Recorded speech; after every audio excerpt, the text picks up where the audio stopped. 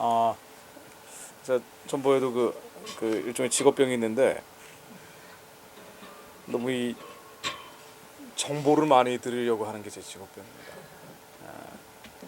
나라와 민족을 위해서 기도하기 위해서 정보도 중요하긴 한데 정확한 정보는 중요하죠. 근데 예수 그리스도 말고는 나머지 것들은 다 부수적인 거고 부차적인 겁니다. 우리가 예수 그리스도를 만나는 것이 나라와 민족을 위한 기도의 가장 중요한 것임을 우리가 잊으면 절대 안 되죠. 주님께서 어디 계시죠? 우리 안에 계시죠. 성령을 부어주셨기 때문에 우리 안에 계십니다. 우리 심령 가운데 계시고 말씀에 계속 나오는 것처럼 우리 안에 거하신 평안과 평강과 은혜는 오직 예수 그리스도로부터만 나옵니다. 우리가 아무리 세상에서 힘들고 괴롭고 아픈 상황에도 주님께서는 우리를 항상 지켜봐 주시고 얘기를 나누기 원하시고 사랑해 주시고 용서해 주시고 용납해 주시고 우리 안에 계십니다. 우리가 이 세상을 향했던 마음들이 우리 안에 계신 주님께로 돌아가는 예수 그리스도께로 돌아가는 이게 모든 나라와 민족을 위한 기도의 가장 중요한 대전제입니다.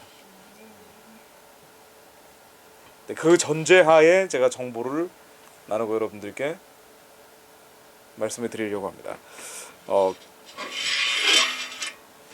우리가 뭐 세상적으로 뭐 어떻게 평가받든 이걸 떠나서 제가 요즘 이제 감동받고 있는 가장 크게 깨닫고 있는 얘기를 한 가지 먼저 나누고 시작을 하자면요. 여러분 너무 잘 아시는 예레미야 29장 31절 11절에서 13절입니다. 먼저 읽고 시작하겠습니다.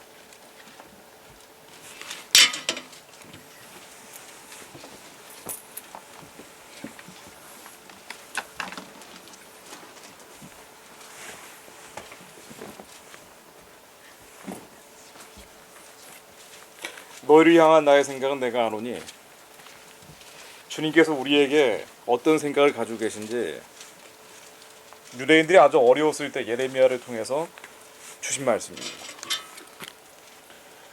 나 여호와가 말하노니 예레미야 29장 11절이요. 나 여호와가 말하노라 너희를 향한 나의 생각은 내가 아나니 재앙이 아니라 곧 평안이요 너희 장래에 소망을 주려 하는 생각이라. 너희는 내게 부르짖으며 와서 내게 안 찾으셨네. 예. 제가 다시 읽겠습니다. 예레미야 29장 11절입니다. 나 여호와가 말하노라 너희를 향한 나의 생각은 내가 아나니 재앙이 아니라 평안이요 너희 장래에 소망을 주려 하는 생각이라. 너희는 내게 부르짖으며 와서 내게 기도하면 내가 너희를 들을 것이요 너희가 전심으로 나를 찾고 찾으면 나를 만나리라. 하나님이 우리에게 재앙이나 심판을 주시려는 게 아니라 소망을 주시고 장래일에 소망을 주시고 평안을 주시려고 한다. 이게 하나님의 뜻이죠. 하나님 사랑이시기 때문에. 자, 그런데 이게 어떻게 해야 되느냐? 내게 부르짖으며 전심으로 나를 찾는다고 얘기하죠. 전심으로 나를 찾는다. 여러분들 전심으로 주님을 찾아보셨습니까? 전심으로 주님을 찾아보셨습니까? 영어로는 뭐라고 나오냐면요. 시편에 계속 나오지만 제가 나중에 시간이 되면 조금 나누고 싶은데 다윗이 고난 속에서 하나님을 만났던 방법은 너무나 일관되어 있고 이게 성경에 그대로 반복적으로 나오죠. 여러분들 왜 교회 다니는 사람이 시련을 당할까요? 왜 고통을 당합니까? 왜 고난 속에 있죠? 하나님 만나기 위해서죠. 하나님 우리 심령 가운데 거하신 주님과 온전히 예수 그리스도와 연합하기 위해서 우리의 겉사람을 치는 과정이죠. 하나님 우리를 사랑하시기 때문에 시련과 고통과 고난 속으로 이끄십니다. 이게 무슨 그 말을 할 자격이 있냐라고 보실지 모르지만 누구나 의인들이 오히려 핍박을 더 많이 당하는 게 마지막 때 특징이기도 하고 가면 갈수록 더 그럴 수도 있습니다. 그만큼 우리 안에 계신 예수 그리스도와 연합하지 않으면 우리는 이 세상을 견뎌낼 수가 없어요. 그럼 말할 자격이 있냐라는 눈초리로 보시기 때문에 제가 제 얘기를 시작하자면은 이게 뭐 자랑도 아닌데 자꾸 뭐 이런 얘기하기 참 싫은데 제가 지금까지 12억 2,500만 원어치 소송을 당했습니다. 저는 지금까지 12억 2,500만 원을 벌어본 적이 없어요. 근데 소송을 12억 2,500만 원 물건 이건 다 물어준 건 아니에요. 대부분 이겼습니다. 이른바 주사파들이 저한테 소송을 걸기도 하고 어린 친구들이 있으니까 이 주사파 얘기하기 참 미안하긴 하지만 어쨌든 그런 사람들이 있어요. 그런 사람들이 걸기도 하고 이단이나 사이비가 걸기도 하고 동성애자들이 걸기도 했습니다. 얼마 전에 또 걸렸어요. 그런데 왜 이런 시련과 환란과 고통 속에 하나님은 끝없이 그렇다고 해서 내가 뭐 불교라고 아주 더럽게 사는 게 아니고 제 생활을 대충 아시는 분들은 아시겠지만 저는 마징가 제트처럼 옷장 안에서 삽니다. 옷장 안에 제 기도실인데 옷장 안에 살다가 세상 일이 있으면 밖으로 나가다 다시 옷장으로 들어옵니다. 그럼 도대체 언제까지입니까? 하나님한테 물어보죠. 언제까지 이런 시련, 환란, 고통 속에 끝없이 노출시키십니까? 아마 믿는 사람들이 왜 나는 이렇게 괴롭게 살아야 되는가라고 물어볼 때가 많을 거예요. 아마 바울도 그랬을 것 같습니다. 고린도후서 1장 9절인가요? 제가 그냥 읽을게요.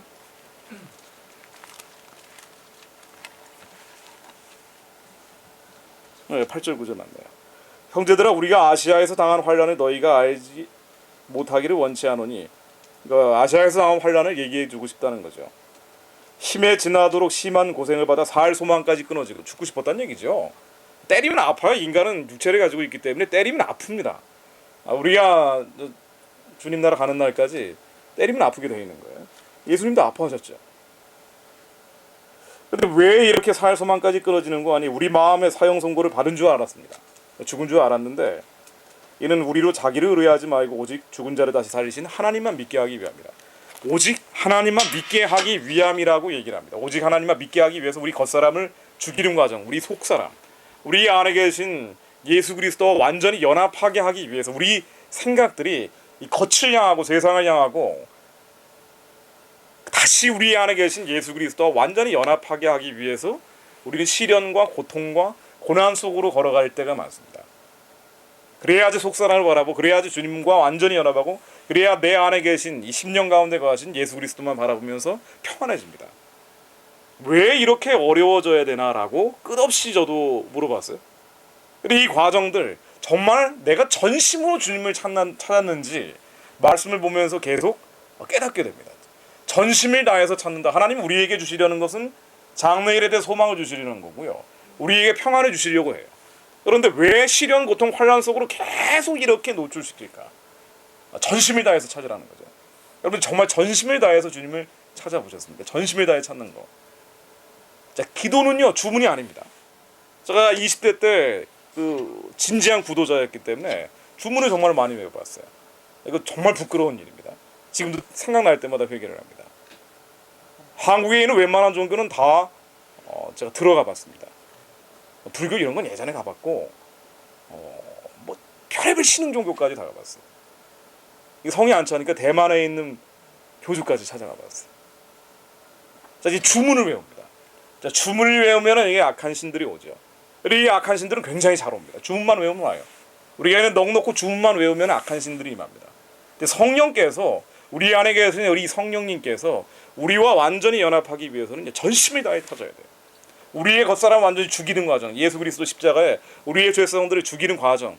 자, 이 가시밭을 걸어가야 돼요. 십자가를 거쳐가야 됩니다. 이게 전심을 다해 찾는 겁니다.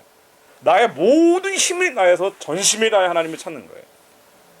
하나님을 찾을 때 그냥 중얼중얼 외운다고 왜 하나님 나를 만나주시지 않으십니까? 라고 투덜거리면 안 됩니다.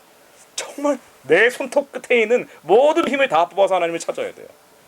이게 영어로 뭐라고 나오냐면 with all my heart and soul이라고 그래요. 나의 모든 마음과 soul, 나의 혼적인 것들이 다 다해서 주님을 찾는 겁니다. 그래야지 하나님이 만나주세요. 왜 우리 안에 더러운 것들이 많기 때문에 하나님을 부르짖으면서 다윗도 똑같았어요. 다윗이 계속 고난 속에 있는데 정말 어렵죠. 죽을 위협에 처했죠. 바울처럼 살 소망이 끊어져 버렸습니다. 모든 의인들이 다 그랬어요. 하나님을 더 만나게 하기 위해서. 그러다가 다윗은 시편 그 앞부분에 한번 보세요. 2부에서 한번 보십시오. 너무나 플롯이 똑같아요. 이 고난 가운데 이 죽을 위험에 처해서 하나님을 부르짖으면서 찾죠. 전심을 다해 찾습니다. 부르짖는 것 역시 전심을 다해 찾는 것의 한 일환이죠. 우리가 정말 그렇게 기도해 봤습니다. 우리가 어려울 때 기도를 한 적은 있지만 전심을 다해서 찾아봤냐고요. With all my heart and soul. 정말 소리가 다 끊어질 때까지 하나님을 살려달라고 부르짖어봤냐고요. 그렇게 부르짖죠. 다윗은 그렇게 부르짖습니다. 우리보다 신앙이 훨씬 좋은 사람인데도 불구하고 살려달라고 부르짖어요. 나를 불쌍히 여겨달라고 하나님한테 부르짖습니다. 충얼충얼 외우는 그런 기도가 아니고 어떤 시간에, 절대적인 시간은 굉장히 중요하죠. 투자하는 건 굉장히 중요합니다. 그보다 어떤 의미에서 더 중요한 것은 하나님을 전심을 다해 찾는 것. 나의 모든 힘을 다해서, 나의 모든 것을 다해서 하나님 제발 만나주세요, 하나님 제발 살려주세요 라고 부르짖는 거. 이거 더 중요합니다. 제가 하도 많이 당해보니까 알겠더라고요. 경험담이에요.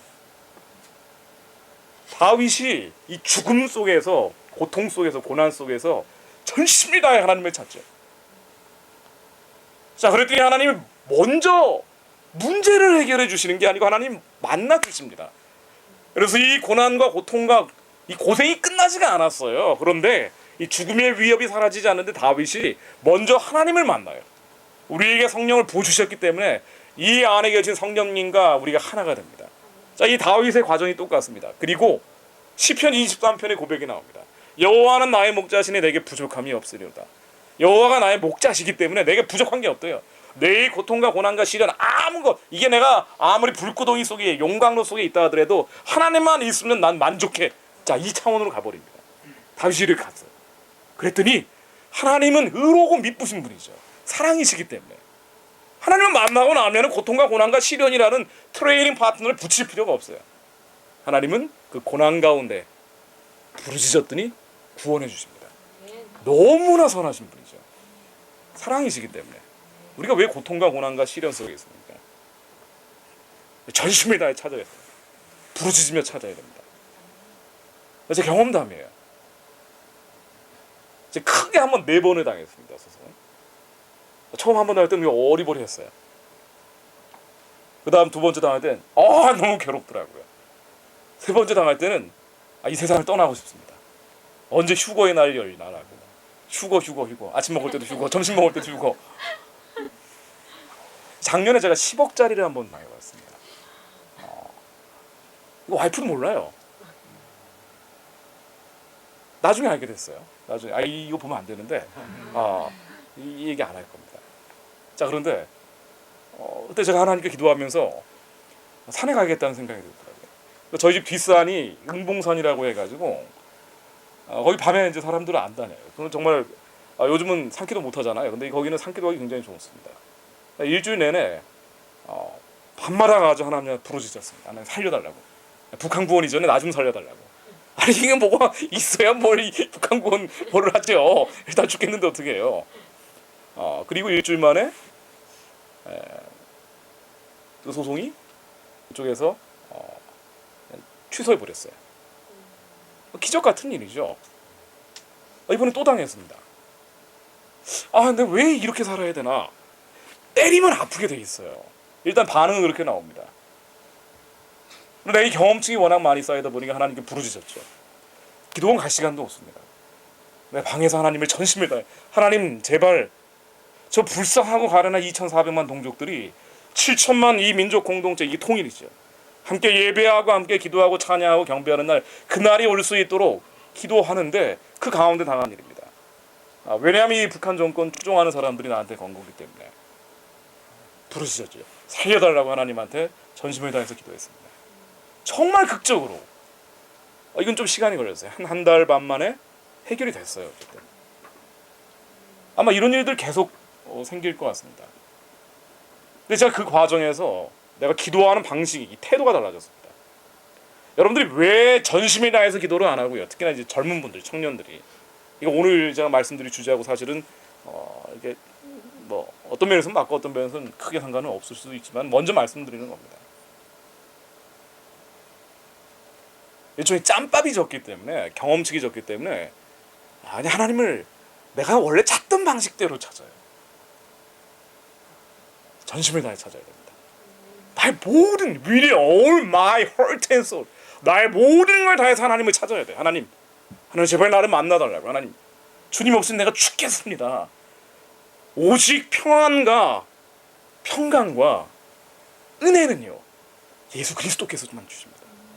다른 것으로는 아무리 재밌는 영화 수백 편 수천 편을 힘들고 괴롭고 아프다고 해서 봐봐야 그때뿐이죠. 아무리 세상 사람 따라다니면서 맥주 한잔 마셔봐야 그때뿐이죠. 평안과 평강과 은혜는 오직 성령님만 주십니다. 우리 안에 거하신 이미 성령님을 주셨어요. 이 성령님께서 나를 완전히 통치해달라고, 나를 완전히 채워달라고, 하나님 내가 죽겠으니까 하나님 나를 완전히 사로잡아달라고 하나님한테 부르짖어 찾아야 돼요. 목이 쉬도록, 목이 터지도록 하나님을 찾아야 됩니다. 자, 워낙 나쁜 것들을 많이 먹어봐서 좋은 게 얼마나 좋은지 압니다. 자, 워낙 악한 신들을 20대 때 많이 받아봐가지고 성신이 얼마나 평안하고 평강하고 은혜가 넘치는 줄 알아요.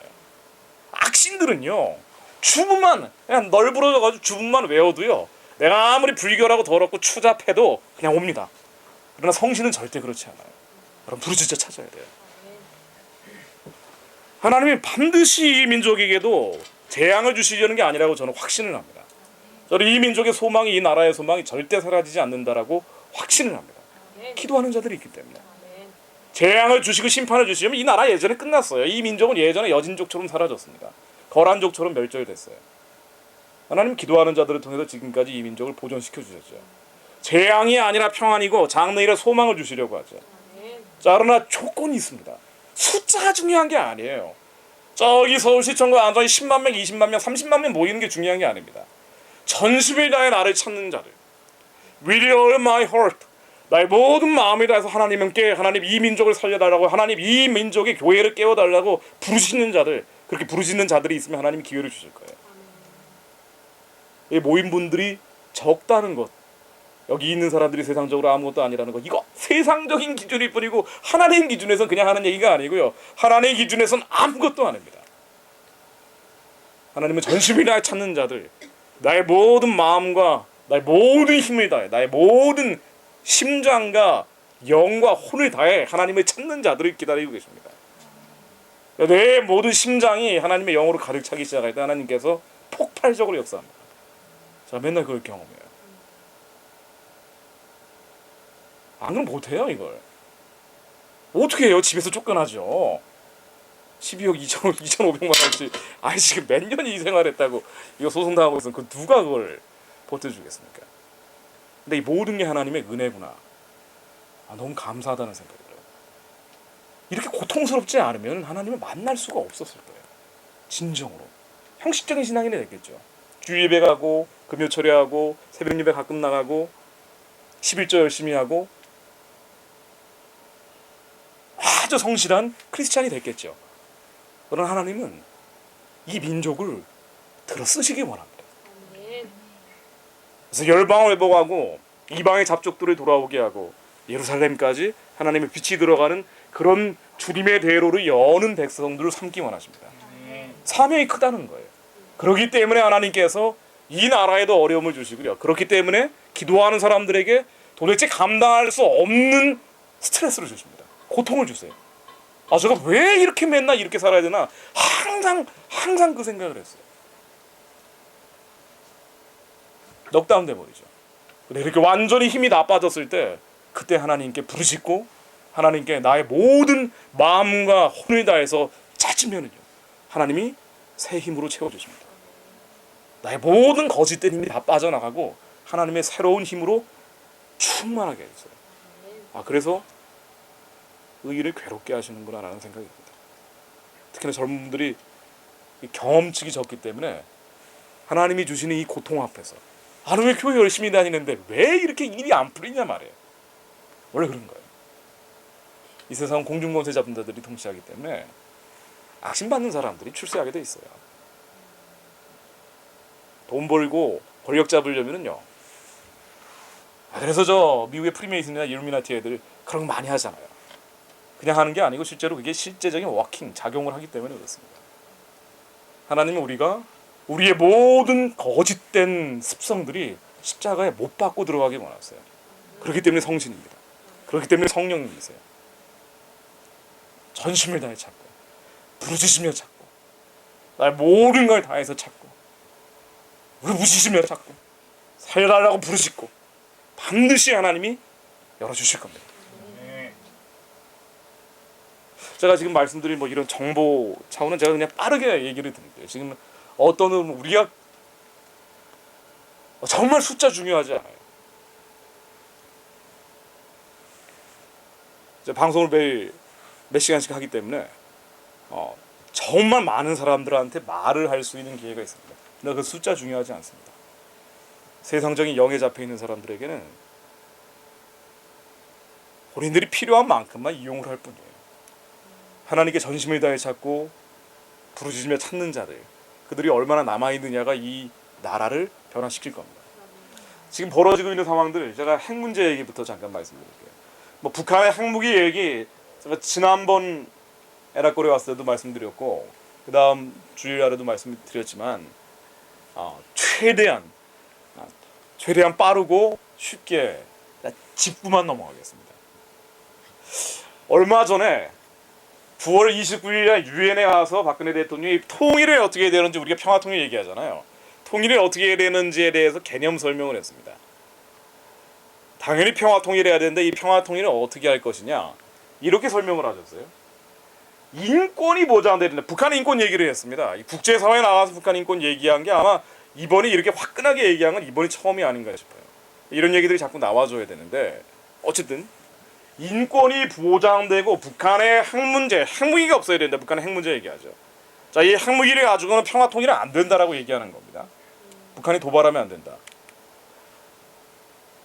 미국 대통령 10월 15일에 만나러 가가지고도 오바마 대통령이 북핵 문제에 대해서 좀 미적미적거리니까, 자, 이 얘기를 박근혜 대통령이 막 푹푹 찔러가지고 이제 끌어낸 거예요. 북핵 문제가 아주 시급하다, 최고의 시급성, most urgency라고 해서 아주 시급한 문제다라는 얘기를 이제 박근혜, 오바마 두 사람이 이제 합의를 합니다. 이게 한마디로 핵 문제 얘기 이거 해결 안 되면은 평화도 없고 통일도 없다는 얘기예요. 자, 그런데 여기에 아랑곳하지 않은 김정은이 얼마 전에 10월 11일 날 북한의 노동당, 조선노동당이라는 정당이 있죠. 일당 독재하는 정당이 하나잖아요. 거기는 여기에서 노동당 창건 70년 기념하는 퍼레이드를 벌이는데, 여기에서 다시 한번 강조한 게 핵 폐기하지 않겠다는 거였어요. 핵경제 명진 노선이라고 해서 이게 횃불 시위하는 겁니다. 이 사람들이 횃불을 들고 글자를 만든 거예요. 핵 절대 폐기하지 않겠다. 한국 대통령, 미국 대통령은 핵무기 가지고는 평화도 없고 통일도 없다 그러는데, 김정은은 절대로 포기하지 않겠다라고 다시 한번 강조하면서 퍼레이드를 벌이는데, 자, 요런 미사일, 이 KN-08이라는 미사일인데요. 뭐 이런 건 중요하지 않은 거고, 어쨌든 북한에서 미국까지 날아갈 수 있는 그런 미사일을 공개를 하면서 조금 예전보다 업그레이드가 됐어요. 자, 그런데 요게 이제 핵폭탄입니다.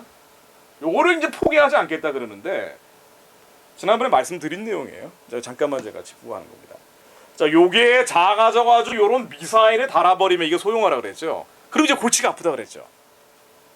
아직은 작아지지 않은 것 같아요. 그런데 앞으로 아무리 늦어도 3년 정도면 작아진다는 겁니다. 이게 소형화된다는 겁니다. 그래서 소형화돼버리면 그 다음부터는 이 평화건 통일이건 이건 물 건너 가버리는 거라고 볼 수가 있어요. 소형화되면 정말로 골치가 아픕니다. 아직은 작아지지 않았는데 요게 요런 형태에서 작아져가지고 미사일에 달아버린다 그러면 그 다음부터는 정말 이게 우리의 기도가 북한 사람들을 해방하고 구원해달라는 기도가 훨씬 더 어려워진다는 얘기입니다. 핵무기가 작아져버리면 이게 한국에 날릴 수도 있지만, 이게 날리기 이전에 요걸 가지고 공갈친다 그랬죠. 핵무기를 작게 해가지고 이 절대적인 무기가 생기니까, 그러니까 예전에 요런 때는 별로 쓸모가 없어요. 근데 요렇게 해가지고 미사일로 달아버리면 슝슝 날아다니니까 이때부터 쓸모가 있어지는 거예요. 이게 실전 배치라 그러는데, 자, 이렇게 나면 이게 뒤에다가 핵 미사일 꽂아놓고 국지전 일으킨다 그랬죠. 천안함 사건, 연평도 사건, 지뢰 도발 같은 거 마음 놓고 일으킬 수가 있어요. 우리가 뒤에 핵 미사일이 있기 때문에 북한이 도발한다 그래서 여기에 맞대응하기 어렵다 그랬죠. 특히나 경제 때문에 그렇습니다. 만약 우리가 맞대응을 해버리면은 주식시장에 외국 자본 30% 정도 있는데 여기에 빠져나가 버린다 그랬죠. 왜냐하면 북한에 핵 미사일이 있는데 작은 전쟁을 일으켰다는 이유로 우리가 맞대응을 하면은 그러면 이거 핵 전쟁터 되는 거 아니냐 그러면서 자본이 빠져나가는 거예요. 그러면서 주가가 폭락합니다. 그냥 들으세요. 앞에는 이게 그냥 이 재밌는 얘기 좀 이따 할 거예요. 이게 앞에는 그냥 하는 얘기니까 그냥 흘려들으십시오. 그리고 그림은 재밌죠. 네. 더 재밌는 그림들이 나올 겁니다. 그러니까 이게 핵무기가 만일 작아져 버리면 골치가 아픈 거예요. 그래서 박근혜 대통령도 오바마도, 근데 다만 오바마는 이게 한국 문제 저기 멀리 떨어져 있는 나라니까 그렇게 중요하게 보지 않는데 한국 입장에서는 다르죠. 핵무기 작아져 버리면 정말 이게 수습 불가합니다. 다만 박근혜 대통령은 자기 임기 내에는 작아지지 않을 걸 알고 있는 것 같아요. 그러나 이제 먼 미래 장기적인 차원에서 보면은 해결해야 될 문제죠. 만일 이런 일들이 벌어지기 시작하면 그러면은 외국 자본이 빠져나가 버리니까 예전에 97년에 IMF 같은 것도 날 수가 있습니다. 이게 자본 빠져나가 버리면은 우리가 달러가 없으니까 어디서 꼬아야 돼요. 이게 IMF 같은 거죠. 이런 상황이 되면은 핵무기가 작아져서 남한을 공갈을 친다, 협박한다 이렇게 되면은 그 다음부터 한국은 북한하고 타협을 해야 됩니다. 그래서 핵무기 만든 거예요. 북한이 저렇게 집착을 하는 게 핵무기가 아주 공갈을 치면 돼요. 근데 지금은 잘 안 되는데 이 미사일 형태로 날아버리면 그 다음부터는 얘기가 달라져요. For example, 예를 들어 가지고 저기 공해상에다가 저기 저 태평양 바다에다가 폐유조선 같은 거 하나 갖다 놓고 북한의 핵 미사일이 어느 슉 날아가 가지고 버섯구름 일어나면서 그냥 싹 사라져 버린단 말이에요. 이거를 CNN이 전 세계 보도를 했어요.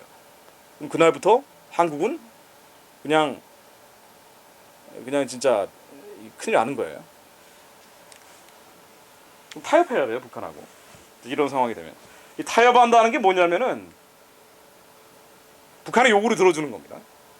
돈 달라면 돈 주고 쌀 달라면 쌀 주고 비료 달라면 비료 주고 돈 주고 쌀 주고 비료 주는 건 이제 이걸 시작으로 뭐 요런 거 국가보안법 같은 것도 없애야 되고 한미 군사훈련 이런 것도 축소하거나 중단하는 방향으로 가야 되고 제주 해군기지 이런 것도 백지화하거나 이전하는 방향으로 가야 되고 북한이 좋아하는 법이죠. 차별금지법 같은 거 뭐 요런 거 요런 이제 패키지 상품 같은 겁니다. 종합 선물 세트예요. 이런 거 이제 북한이 요구하면은 우리가 마지못해서 들어주는 방향으로 가야 된다는 겁니다. 이게 타협이죠. 그래서 지금도 조금 그런 면이 있지만은 앞으로 심해진다는 거예요. 북한이 도발하면은 타협하고 지원하고 이제 이런 형태로 이 악순환이 더 심화된다는 얘기입니다. 이게 핵무기죠. 그래서 이게 이 북한의 핵무기가 점점 작아지고 정교해지고 날카로워지고 업그레이드되고 이제 이렇게 되면은 이제 그러면 이제 평화로울 수도 있어요. 근데 이 평화는 뭐냐면 북한의 요구를 다 들어준 그 전제에 얻어지는 평화입니다. 전쟁 안 날 수도 있어요. 앞으로도 북한이 시키는 대로 하는 거예요. 근데 이 거짓 평화죠. 가짜 평화입니다. 진짜 평화가 아닌 거예요. 근데 북한은 주체 사상이라는 게 지배하고 있는데 여기에 한국의 영향력 아래 들어가 버리는 거죠. 인질이 되는 겁니다. 한국이 이제 기울어집니다. 자, 핵무기가 이게 작아져 버리면 골치 아프다. 제가 이 골치 아픈 얘기를 앞으로 뽑았습니다. 그래서 이 핵무기가 있으면은 평화도 통일도 어려운데 이 얘기를 빼버리고 북한 얘기를 접근하면은 다 부정확한 얘기가 돼버려요. 요거 가지고는 평화도 통일도 불가능한데. 근데 끝까지 포기를 안 하겠다는 게 어떻게 해요? 우리 입장에서는 포기하고 뭐 중국 정도로라도 개혁 개방하면 좋은데 안 되는 거죠. 그래서 현실적으로는 북한의 정권이 무너지기 전에는 핵무기 폐기가 안 된다는 겁니다. 앞으로 한 2년에서 3년 정도 자, 이게 아주 결정적인 시간을 알려주는 거라고 제가 말씀을 드렸어요. 제가 지난번에 말씀드린 얘기입니다. 자, 그래서 이제부터는 조금 머리가 무겁지 않은 얘기들을 말씀을 드려볼게요. 이번에 김정은이 열병식을 하면서 쓴 돈이요 14억 달러입니다. 1조 6,200억 원 정도를 썼다고 하는데 북한 주민들 2,400만 명이 29개월치 식량값을 여기다가 쓸어버렸어요. 대단하죠. 이런 데만 돈 쓰는 게 아니라 요즘 특히나 많이 쓰고 있는 또 다른 분야가 기빌성 우상화 신격화입니다. 처음에 왔을 때 보여드린 기빌성 동상입니다. 평양 만수대에 있는 동상, 자 요런 거 말고도 굉장히 많다 그랬죠.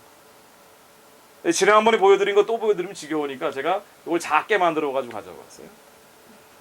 10대 초반의 김일성, 후반의 김일성, 행군하는 김일성, 앉아있는 김일성, 서있는 김일성, 오른손 든 김일성, 왼손 쭉 뻗은 김일성, 20대 행군하는 거, 뭐 총 든 거, 소녀를 안고 뭐 계속 나옵니다. 이게 다 다른 거죠. 지긋지긋하죠. 이거 아주 끔찍합니다. 이게 한 38,000개 된다는 건데 지난번에 이게 보여드린 거예요. 여기에 사실은 지상에 있는 거 말고 지하에 있는 것도 있습니다. 왜냐 지하에는 분해해가지고 놔둡니다. 지상에 있는 김일성 동상 손톱이라도 하나 짜게지면은 그럼 지역 책임자가 처형을 당해요. 그렇기 때문에 지하에 분해해가지고 손톱이라도 하나 짜게지면 잽싸게 갈아야 돼요. 사실은 38,000 곱하기 2랍니다. 그리고 이 동상들은 이 큰 거 작은 거 조그만 거 다 합친 거예요. 그래 어마어마하게 많은 동상이 있는데 이제 요런 데다 돈을 더 쓰죠 김정은이. 김일성 동상 옆에 김정일 동상 아버지 동상을 세웁니다. 3년 전에 아버지가 죽었잖아요. 그래서 이 할아버지 아버지 동상을 같이 세우는데 김정은이 권력을 잡고 한 3년 됐단 말이죠. 행국이 작아지는 것도 앞으로 한 3년 정도 남았다 그러는데 김정은이 권력을 잡은 지도 한 3년이에요. 3년이라는 숫자가 굉장히 중요한데 김정은이 권력 잡고 나서 만들었던 굵직굵직한 동상만 몇 개 보여드릴게요. 이건 제가 이제 새로 가져온 겁니다. 2011년 12월 20일 신파혁명 사적지라는데 여기에 자기 할머니 동상을 세우고요. 3월 5일날 만경대 혁명학원에 세우고요. 2012년 3월 27일 김하성 할아버지 동상 옆에 아버지 동상을 또 세웠죠. 2012년 6월 6일날 아까하고 다른 겁니다. 평양학생 소년궁전에 세우고요. 2012년 6월 7일날 김일성 종합대학에 세우고요. 2012년 8월 3일날 송도원 국제소년 야영장. 2012년 8월 25일날 인민무대학교. 2012년 10월 3일날 1021 부대. 2012년 10월 16일 평양창전소학교. 2012년 12월 22일날 함흥시. 2013년 이제 해가 바뀝니다. 2월 18일날 만경대 혁명학원. 12월 24일날 원산시. 해가 또 바뀝니다. 2014년 4월 10일날 이 납으로 만들어진 동상입니다. 김정일 납상관이라고 해가지고 만들고요. 2014년 7월 25일날 신의주시, 9월 10일날 청진시, 11월 19일날 보위대학, 12월 2일날 반항공군지이고 해가 또 바뀝니다. 2015년 4월 6일날 나선시, 7월 28일날 평성시, 8월 30일날 사리온시, 9월 8일날 남포시, 9월 29일날 해산시, 10월 8일날 해주시. 북한 전역에다 저런 걸 세우는데 김정은이 취향이 독특해가지고 요 흑백이 마음에 안 든다고 또 칼라치를 하고 있어요. 여기에다가 이게 무기 수입하고 무기 개발하고 김일성 동상, 김정일 동상 만드는데 돈을 어마어마하게 쏟아붓는 거죠. 이게 주체사라는 거예요. 김일성이 신이고 김정일이 신이라는 겁니다. 이 10번째 세계에서 10번째 종교로도 분류가 되는데 자, 요 주체사상이라는 거 김일성을 신, 김정일을 신처럼 떠받들게 만드는 거 이 북한을 지배하고 있는 흑암입니다. 어둠입니다. 사탄의 신이에요. 자, 이게 깨져야지 북한 사람들이 살아납니다. 에베소서 6장 12절에 우리의 씨름은 혈과 육에 대한 게 아니라고 나오죠. 영적 전쟁이라고 얘기하는데 맞습니다. 예를 들면 우리가 어떤 조폭 집단, 조폭 사무실에 들어갔어요. 거기를 꽉 채우고 있는 분위기가 있어요. 이게 정사 권세 어둠의 세상 주관자 하늘에는 악한 영들이죠. 악한 영들이에요. 예를 들면 사이비 종교 집단에 어떤 타운이 있어요. 어떤 마을에 가가지고 사이비 종교 마을이 있어요. 거기 가면은 다 사람들이 이상해. 눈빛이 이상하거든요. 합니다. 저 여러 번 가봤어요. 예전에. 그 마을을 지배하고 있는 뭔가 어떤 게 있어요. 영적인 것들이 있습니다. 우리의 씨름은 이 사람들하고 싸우는 게 아니고 이 사람들이 이 영들에 잡혀 있는 거고요. 이 마을을 잡고 있는 영적인 것들이 있어요. 예수 그리스도 이름으로 떠나가라 그래야 됩니다.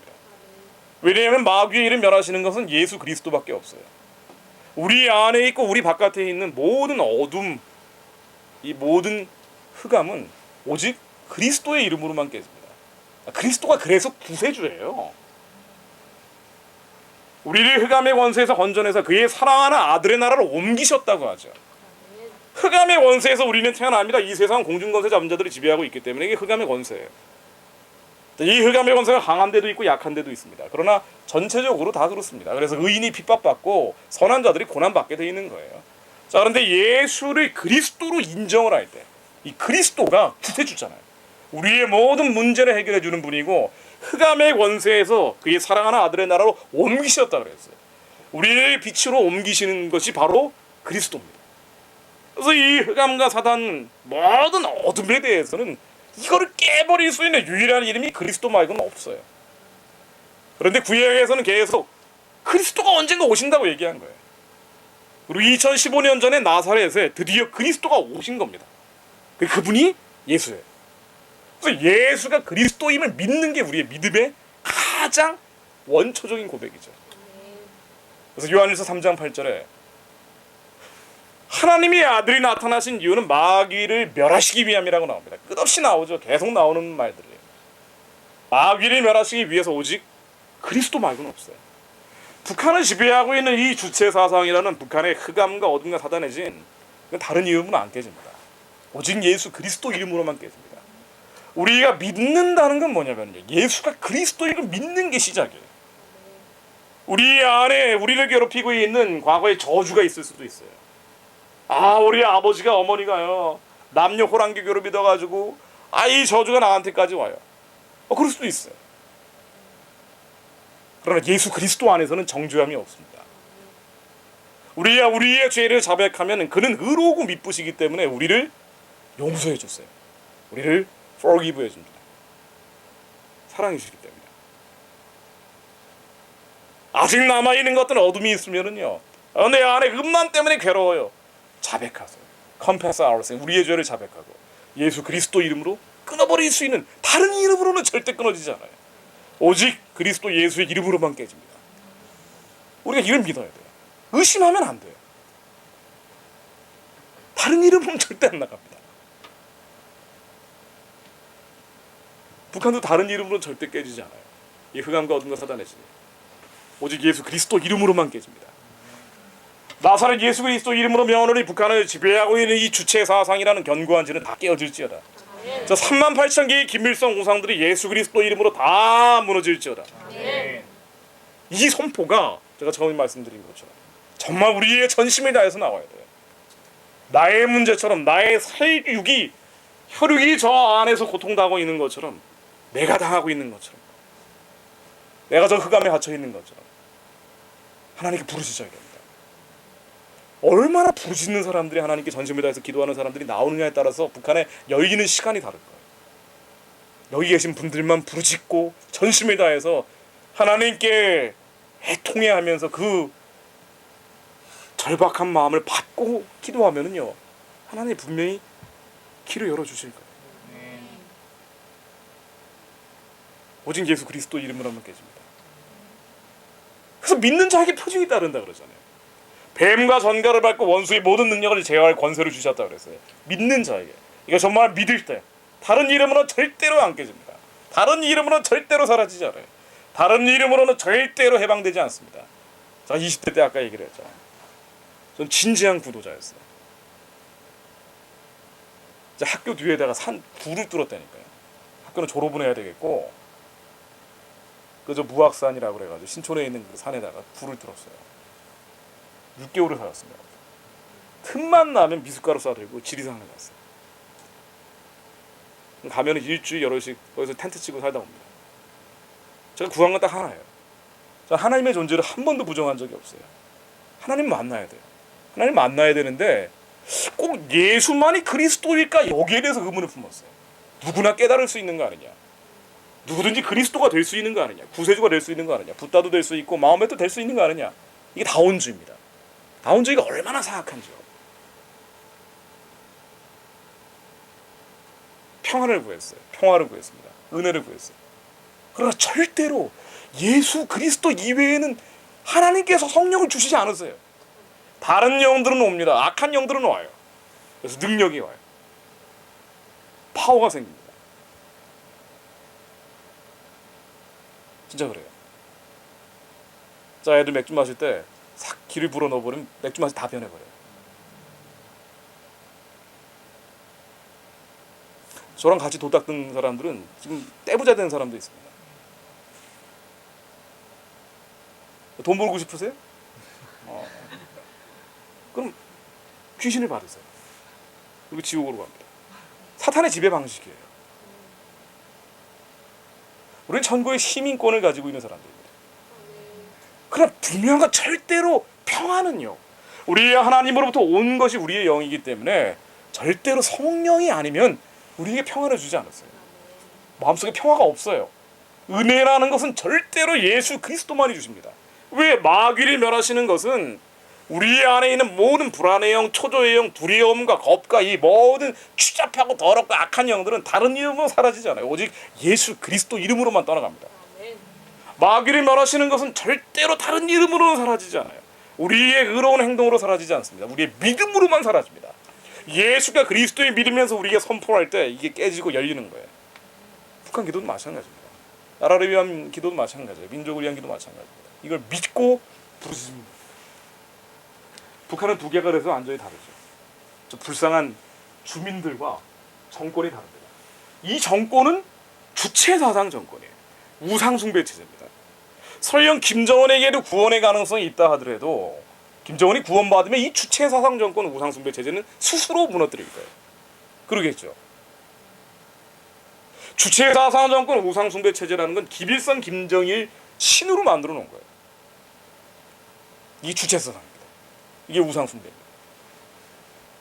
그래서 이 약한 영들, 북한을 지배하고 있는 정사원세 어둠의 세상 주관자들, 상징적으로 나타내는 주체사상 정권과 우상숭배 체제는 예수 그리스도 이름으로 깨져야 됩니다.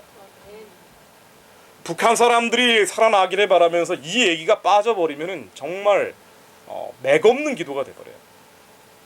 북한의 우상숭배 체제, 주체사상 정권은 예수 그리스도 이름으로 하루빨리 무너질지어다. 아멘. 우리의 감히 평화를 구할 자격은 없습니다. 이 땅에 죄악이 너무 많기 때문에.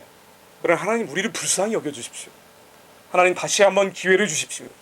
우리 하나님으로부터 복음 통일의 이 기회를 잡게 되면 하나님 여호와 샬롬의 평화를 전 세계 전 민족들에게 전하겠습니다. 하나님 우리의 평화를 구할 자격이 없으나 하나님 우리에게 평화적인 복음 통일의 길을 열어주십시오. 우리가 하나님의 은혜를 구하는 거예요. 그 더할 나위 없는 사랑을 구할 뿐입니다. 어둠은요 빛으로 쳐들어가지 않으면은 반드시 내려옵니다. 이거 영적인 원리죠. 저 악한 영들 북한을 지배하고 있는 주체사상이라는 흑암과 어둠과 사단의 지는 이 땅에 있는 야만에서 기도할 수 있고 예수님을 찾을 수 있는 사람들이 예수 그리스도 이름으로 저 땅을 환원시키지 않으면, 되돌리지 않으면 내려오게 돼 있어요. 그래서 빨리 예수 그리스도 이름으로 이 어둠의 체제 무너지라고 해야 됩니다. 이건 정치적인 게 아니에요. 너무나 영적인 얘기예요.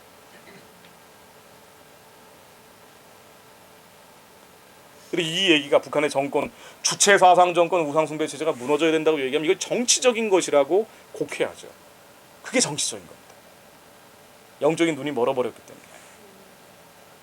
우리의 시름이 혈과 육에 대한 게 아니라 정사건세 어둠의 세상 주관자 하늘에 있는 악한 영들, 우리가 사람을 대적하는 게 아니라 분명히 악한 자도 대적하지 말라고 주님께서 얘기하셨습니다. 마태복음 6장에서. 악한 자를 대적하지 말라고 그랬어요. 우리가 사람을 대적하는 게 아니잖아요.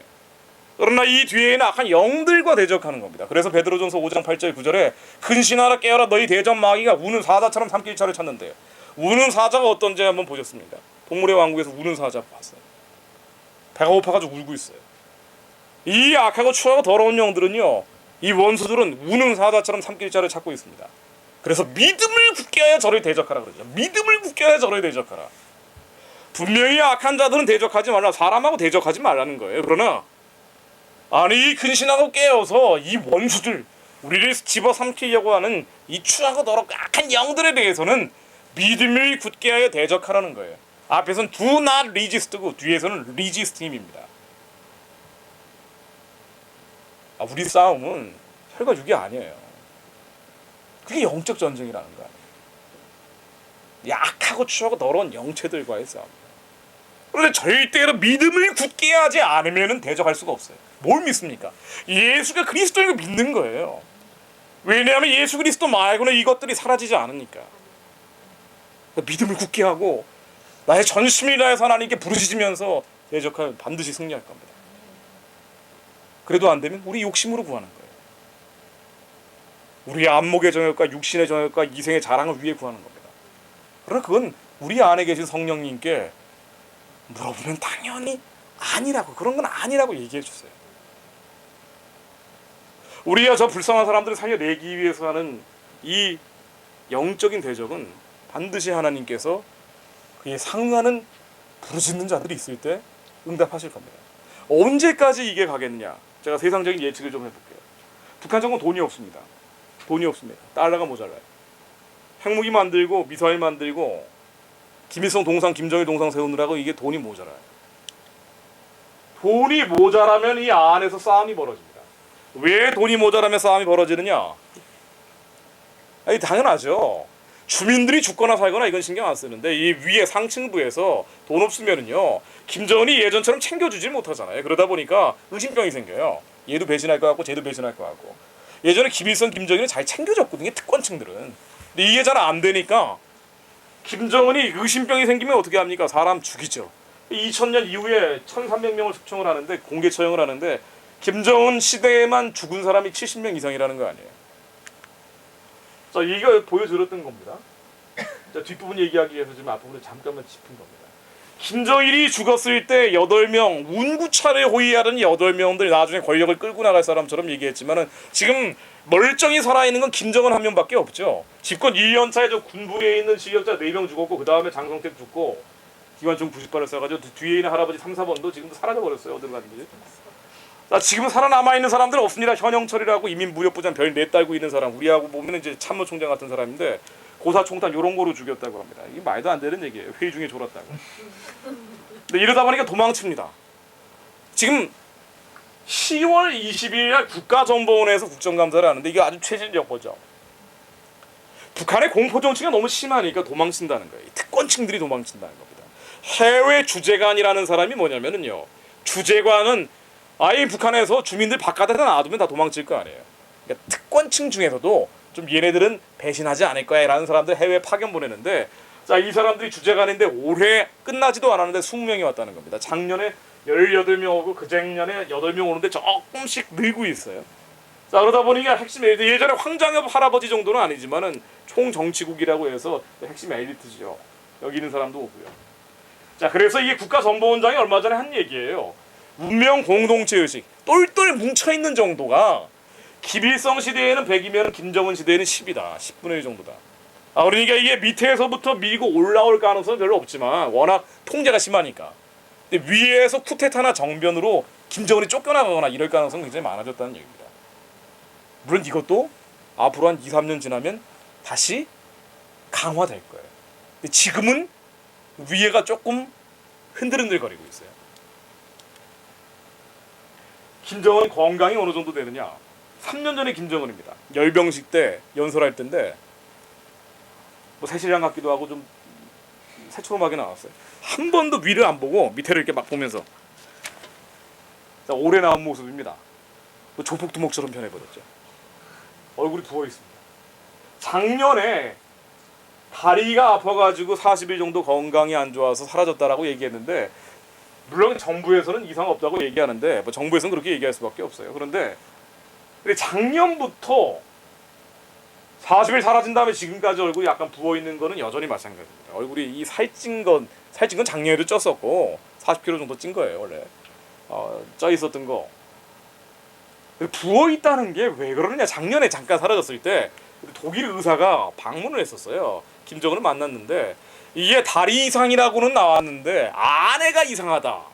내부 기관, 핵심 장기가 고장났다. 이런 얘기가 흘러나왔습니다.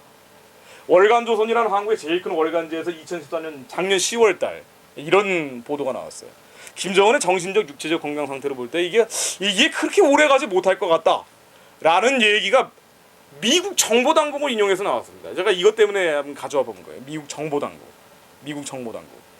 예전에 김정일이 건강이 안 좋았을 때 김정일이 죽기 3년 전, 5년 전, 7년 전 뭐 이렇게 계속 이렇게 시간으로 보면은 한국에 있는 북한 학자들은 한국에 있는 북한 전문가들은 웬만하면은 김정일은 오래오래 장수할 거라 그랬습니다. 왜 그러냐면요, 북한 학자나 북한 전문가들이 되게 친북적인 성향이 많아요. 북한이 안 무너지길 바라는 그런 어떤 이 심리가 반영된 얘기들이 많습니다. 자, 그런데 하나 유독 미국 정보당국은 김정일이 죽기 3년 전에 3년 남았다 그랬어요. 진짜로. 너무 선명히 기억합니다. 2년 전에 한 2년밖에 못 살지 않겠는지 이런 얘기가 나왔습니다. 미국 정보당국은. 왜냐하면 김정은 이런 북한 지도자의 건강 상태에 대해서 미국 정보당국, CIA겠죠. 뭐 이런 데가 돈을 어마어마하게 쏟아부어요. 첩보를 알아내기 위해서. 그래서 이 얘기는 그냥 나온 얘기 같지는 않은데 김정은이 건강이 뭐 좋건 안 좋건 간에 여러 가지 복합적인 것들 때문에 웃고는 있지만 이제 속으로 웃지는 않을 거예요. 헤어스타일을 어떻게 이렇게 해놨는지 모르겠어요. 얼마 전에 김정은이 이렇게 얘기했다 그랬죠. 정말 힘들다 그랬대요. 그냥 웃고 있는 게 아니에요. 스트레스 엄청 받고 그러다 보니까 밑에는 말도 안 듣고 이게 경제는 좋아질 기미가 없고 끔찍한 거예요. 몇 년 전에 2011년도에 러시아의 이메모라는 국책연구소입니다. 국가연구소입니다. 여기에서 뭐라고 보고를 했냐면은 2020년에 이 김정은이 나오기 전에 러시아 보고서입니다. 한국 주도로 통일된다. 북한 정권이 아예 무너져 버린다. 이런 보고를 했어요. 그리고 북한의 핵심 엘리트들은 저기 중국이나 러시아로 도망을 간다. 뭐 이런 얘기도 했습니다. 앞으로 5년 남았다는 얘기인데, 자, 지금 요즘 나오고 있는 얘기들도 마찬가지인데요. 북한 정권이 어떻게 갈 것이냐. 자, 이 양반은 빅터 차라 그래서 한국인 출신으로 미국 행정당국의 행정부에서 아주 고위직에 있었던 사람이에요. 작년에 와가지고 뭐라 그러냐면 김정은이 건강 등 여러 문제를 볼 때 이 김정은 정권이 오래 지속될 수 없다. 한국 사람들이 10년 정도 되면 통일되지 않겠느냐. 물론 북한 정권이 무너지는 통일입니다. 한국이 주도하는 통일에. 자, 근데 이게 더 빨리 될 수 있다. 자, 이 얘기는 이제 지금 조지타운대 교수하는 빅터 차라는 사람이 했고요. 오바마도 역시 북한 정권 무너진다고 올해 초에 얘기했죠. 오바마 얘기나 이코노미스트나 나중에 제가 보여드릴 CFR 같은 경우 같은 흐름 속에서 일부러 제가 가져온 건데, 이코노미스트라고 유럽의 통합을 주도해가는 잡지입니다. 이 프리메이슨 계열 잡지예요. 자, 근데 여기에서 뭐라고 얘기하냐면은요, 북한 정권은 개방을 해도 망하고 개방을 안 해도 망한다. 어차피 망한다. 왜냐하면 이 개방을 안 하면 지금 망할 것 같은데, 개방을 한다 그래도 예전에 소련이나 동유럽처럼 개방을 하면은 무너진다는 거예요. 그렇죠, 무너졌죠. 자, 그렇기 때문에 이게 빨리 망하게 하는 게 돕는 길이다라고 얘기하고, CFR이라고 해서 미국 외교관계협의회입니다. 리처드 하스라고 유명한 사람인데, 북한 정권 빨리 망하게 해서 한국이 통일되게 하는 게 이게 북한의 위협을 끝내는 길이다. 왜 오바마, 이코노미스트, 리처드 하스 같은 사람이 얘기하냐면 다 프리메이슨들이거든요. 뭐 이들이 세계를 끌고 나가는 건 아니에요. 틀린 얘기가 한 90%예요. 맞는 얘기도 한 10% 있지만. 하나님이 역사를 경영해 가시는데, 이런 사람들, 아주 세속적이고 현실적인 사람들조차도 이제 이런 얘기를 하기 시작했다는 겁니다. 북한 정권은 끝날 겁니다. 우리의 의지와 상관없이 끝납니다. 하나님을 대적하기 때문에 끝납니다. 예전에 소련이나 동유럽이 하나님을 대적했을 때 끝났죠. 그리고 예전에 일본 제국주의가 하나님을 참칭합니다. 천황을 신이라고 얘기했어요. 이런 가증한 멸망할 정권들은 반드시 무너집니다. 자, 그래서 무너질 거예요. 무너진다면 이제 어떤 방식으로 무너지겠느냐? 자, 이거는 제가 오늘 말씀드릴 얘기 주제가 아니에요. 이제 주제는 이제 좀 이따 말씀드릴 건데, 이제 예전에 했던 얘기들 제가 잠깐만 지금 최신 상황들을 섞어가지고 말씀드리는 겁니다. 북한 정권이 정말 이게 무너진다거나 통일을 한다면 이제 어떤 방식으로 가게 될 것이냐, 이제 이런 방식으로 갈 겁니다. 제일 유력한 게 급변 사태라 그래서요. 북한이 쿠데타나 정변. 그러니까 어느 날 갑자기 저 위에서 김정은이 쫓겨나가는 거예요. 그래서 와장창하는 겁니다. 자, 만일 이제 이렇게 되면 이것 또한 세 개의 과정을 거치게 됩니다. 북한 정권이 쿠데타나 정변으로 와장창해요. 자, 그리고 나서 곧장 통일되는 건 아니에요. 그러면 북한의 무질서 상태가 되기 때문에 한국의 군인들이 독자적으로 북한에 올라갈 수도 있고요. 되게 미국하고 연합군대로 만들어가지고 한미 연합군이 북한으로 올라갈 가능성이 많죠. 이 북한이 무너지면 올라가야 돼요. 지금 이제 후방에서 오리고기라든가 편안히 잘 보양을 하다가 이제 때가 됐다 그러면 이제 올라가야 됩니다. 첫 번째 북한 체제가 무너지고 난 다음에 그 다음에 이 재건 기간이 있습니다. 이게 한 3년 혹은 10년 이상 될 수도 있어요. 이 기간은 한국 사람들이 자유롭게 북한에 가는 것, 북한 사람들이 자유롭게 남한으로 오는 것, 그런 건 아닙니다. 남북이 지금처럼 있는데 북한이 이게 완전히 무질서 상태이기 때문에 질서를 회복하는 기간이에요. 다시 살려내는 기간입니다. 근데 일단 제한적으로 남한 사람들이 북한에 올라갈 가능성이 많죠. 그래서 지금 기도로 준비된 사람들이 이 북한 재건 기간에 북한에 가서 교회 만들고 학교 세우고 긍휼하고 여러 가지 다른 이단이나 사이비들이 들어가기 전에 먼저 이때 들어가야 돼요. 그래서 하나님 방식으로 살려내야 됩니다. 그리고 이러한 과정이 일정 기간 지나면 나중에 북한이 이제 민주적인 선거를 회복을 해서 북한 사람들 투표에 의해서 한국하고 하나가 되겠다라고 결정하는 이 통일입니다. 이런 과정을, 이게 제일 유력한 시나리오죠. 가장 유력한 시나리오인데, 또 하나 시나리오를 얘기하자면은 이런 것도 있어요. 김정은이 어느 날 갑자기 회개하는 거예요. 나 이거 인생을 잘못 살았어 하면서 개혁 개방하겠다라고 얘기하는 겁니다. 이러면 좋죠. 이러면 좋은데 우리가 바라는 건 사실 이거예요. 근데 북한에서 개혁 개방이라는 이 개짜만 얘기해도 처형을 해버리니까 이건 이제 거부하고 있는 겁니다. 또 하나 가능성이 있는 건 이제 복음적 리더십이 북한에서 나오는 겁니다. 이것도 하나의 가능성으로 상상을 해보는 겁니다. 김정은이 있는데 어느 날 북한의 장군이 쿠데타나 정변을 일으켰어요. 그래서 김정은을 끌어내렸습니다. 근데 이 끌어내린 사람이 이 장군이 북한의 지하 교인이에요. 좋죠 이거. 너무 좋죠. 이게 제일 좋아요. 사실 이게 제일 좋아요. 제일 좋은데 그래가지고 북한을 이제 내일부터 기독교 국가 하려고 그래. 저 남한은 너무 썩었어 이거 보니까 말이야. 그래가지고 북한을 기독교 국가로 만들어버려요. 그리고 나서 통일을 하는 겁니다. 이게 사실 제일 좋죠. 제일 좋은데 근데 이게 이제 가능성이 얼마나 되겠냐 이거는 잘 알 수는 없죠. 다만 1번으로 가건 3번으로 가건 분명한 건 뭐냐면 북한의 정권 체제, 북한의 부채사상 정권과 우상숭배 체제는 무너져야 됩니다. 그러니까 3번이 우리가 제일 좋은 시나리오, 우리가 생각하기로 우리의 생간적인 생각으로는 제일 좋다라고 얘기할 수도 있는데 이게 되려고 하더라도요, 이게 달걀이 안에서 병아리가 깨고 나오려면은요, 깨고 나오고 싶어도 누군가 바깥에서 때려줘야 된다는 거예요. 자, 이게 주체사상 정권 우상숭배 체제가 한국의 기독교인들이 무너지라고 얘기해야 되는 그 이유가 거기 있습니다. 주탁동지라 그러죠. 이 북한 내에서 복음적 리더십, 선한 지도자가 튀어나오려고 해도 누군가 이 북한을 지배하고 있는 흑암과 어둠과 사단해지는 예수 그리스도 이름으로 깨시라고 기도해 주는 사람들이 있어야 된다는 거예요. 이게 우리의 역할입니다.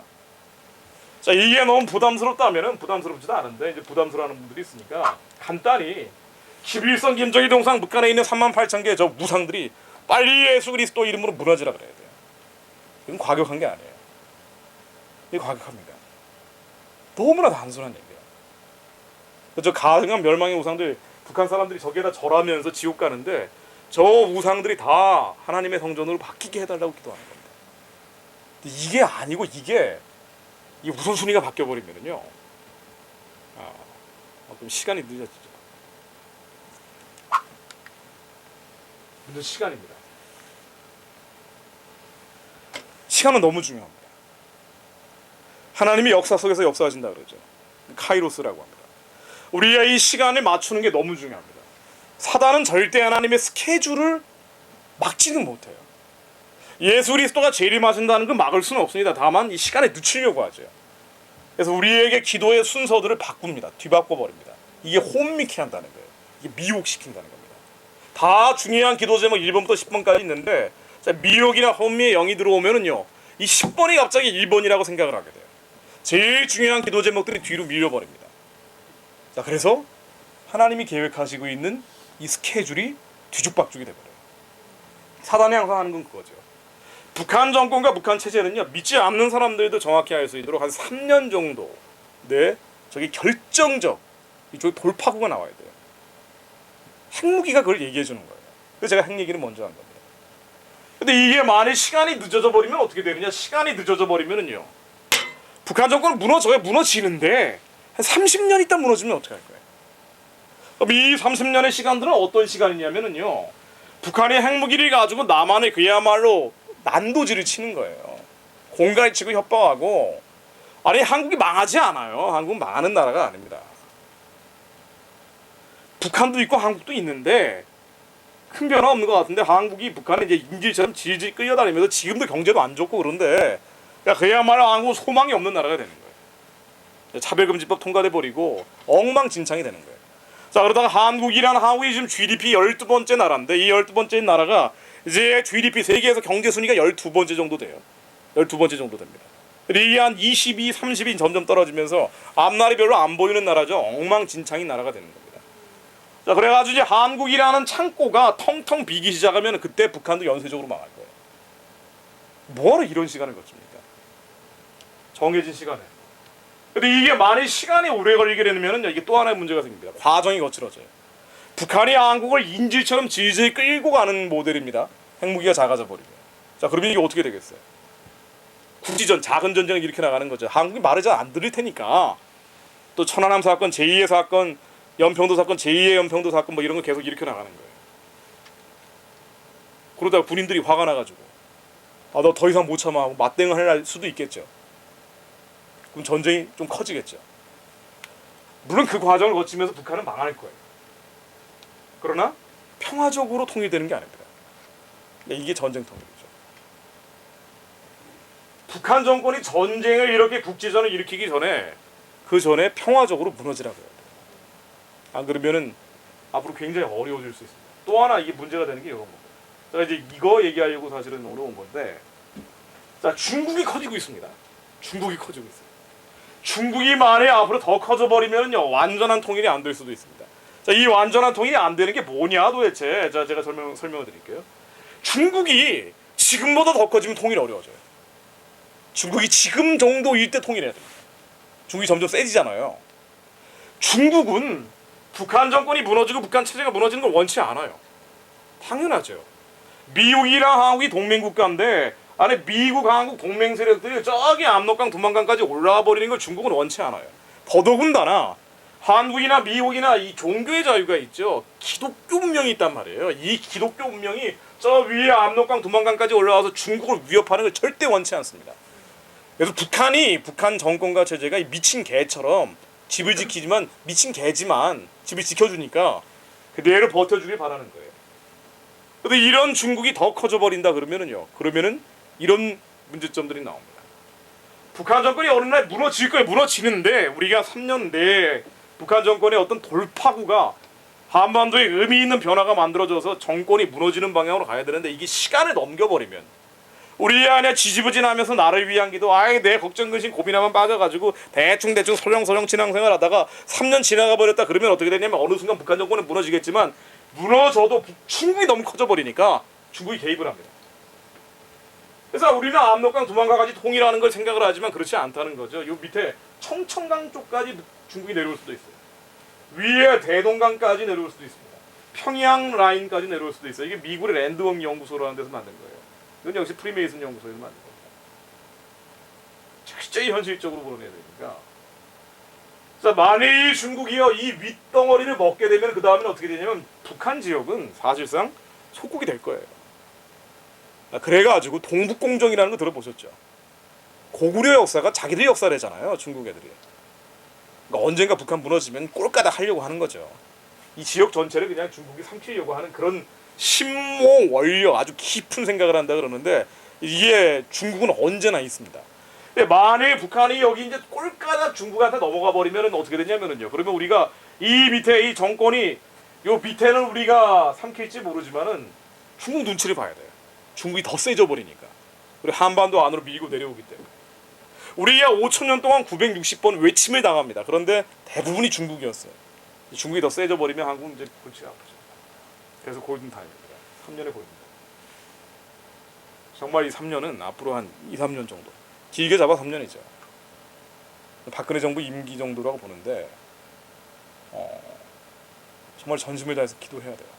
북한의 우상체제 주체 정권이 예수 그리스도 이름으로 빨리 무너지라고 해야 돼요. 우리가 우리의 모든 마음과 혼을 다해서 with all my heart and soul, 나의 모든 마음과 혼을 다해서 기도하면 하나님이 반드시 재앙이 아니라 평안을 주실 거예요. 내가 무슨 그걸 하네. 내 문제도 코가 석잔데. 그 귀신들이 하는 얘기입니다. 여러분들이 내가 문제가 굉장히 많더라도 하나님한테 내가 속해 있는 이 공동체를 위해서 전심을 다해 기도하면 하나님께서 나의 문제를 해결해 주십니다. 거기에 마태복음 6장 33절에 나오는 뭘 먹고 뭘 입고 뭘 마실지 걱정 근심 고민하지 말라 그러고 예수님께서 하신 얘기 아니에요. 그의 나라의 의를 구하면 너의 모든 문제를 하나님이 해결해 주신다고 하셨죠. 그의 나라와 그의 나라의 의입니다. 그의 나라는 성령 안에서 의와 평강과 희락이에요. 내 안에 성령님의 그 의와 평강과 희락이 충만해지도록, 내 안에 그의 나라가 이루어지도록 기도하는 거고요.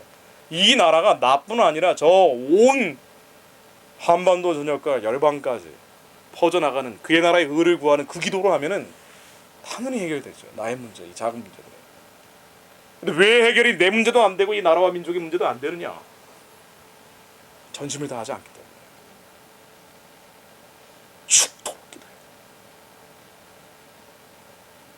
시간은 또 중요하지만 지금 이 순간이 중요합니다. 전심을 다해서 하나님한테 살려달라고 반드시 하나님 응답하십니다. 수렁에서 건져주시는 거예요. 별 문제 아니에요, 이거 사실은. 이 정도 숫자가 연합해서 하나님한테 이 민족 살려달라고 전심을 다해서 기도하면요, 하나님 길을 열어주세요. 제가 이제 사실은 원래 드리려는 말씀이죠. 이제부터는 좀 재밌는 얘기예요. 지금까지 좀 심각한 얘기였고 신나는 얘기를 제가 말씀드리겠습니다. 중국이 앞으로 더 커지면 이제 중국하고 미국 얘기, 좀 큰 차원의 얘기를 하려고 하는데, 중국이 앞으로 더 커져버리면 골치 아프다 그랬어요. 중국이 어떤 나라인지 좀 말씀드리겠습니다. 중국은 인본주의 문명이 지배를 하고 있습니다. 그러니까 중국을 잡고 있는 저 하늘에 있는 영계에 있는 정상원세 어둠의 세상 주관자 하늘에 있는 악한 영들, 중국을 꽉 잡고 있는 이 유물론적인 문명이 있어요. 나중에 공산주의 일당 독재, 이 유물론이죠. 오직 물질만이 있다는 게 중국의 정치를 지배를 하면서 원래 있던 이 인본주의, 하나님이 아니고 사람 중심이 인본주의라 그래요. 이제부터 제가 재밌는 얘기를 할 겁니다. 지금까지 몰라도 돼요. 지금까지 아무것도 몰라도 돼요. 이제부터 재밌는 얘기를 할 겁니다. 자, 이 인본주의, 사람만이 중심이 되는 이 인본주의가 유물론, 물질, 하나님만 아니고 물질만 있다는 이 유물론으로 인해서 더 극화돼 버렸습니다. 이게 중국입니다. 중국이 북한을 어떻게 보느냐 하죠? 무너지지 않기를 바란다 그랬죠. 중국은 이 유물론 공산주의가 지배하는 문명이에요. 자, 그러다 보니까 기독교 문명하고는 좀 칼라가 달라요. 서양은 기독교 문명이죠. 그래서 그 안에 어쨌든 인권이라든가 이 사람의 존엄과 가치를 중시하는 이제 그런 전통이 있어요. 근데 중국은 이게 좀 약해요. 자, 그러다 보니까 정치범 수용소가 북한에 지금 5개 정도 있다고 하는데, 이거 정말 큰일이에요. 이 정치범 수용소도 북한 인권 문제가 국제사회에 자꾸 나오다 보니까 김정은이 이 정치범 수용소를 아예 없애버리고 거기 수감되어 있는 20만 명도 같이 학살해버린다는 얘기가 나오고 있죠. 아예 증거를 없애려고. 이게 정말 이게 악마적인 체제예요. 빨리 무너져야 되는데. 자, 그런데 이 정치범 수용소가 원조가 원래 중국이죠. 라오가입니다. 지금도 있어요. 한 1000개 정도 됩니다. 감옥이 아니에요. 정치적인 이유로 끌려가는 곳입니다.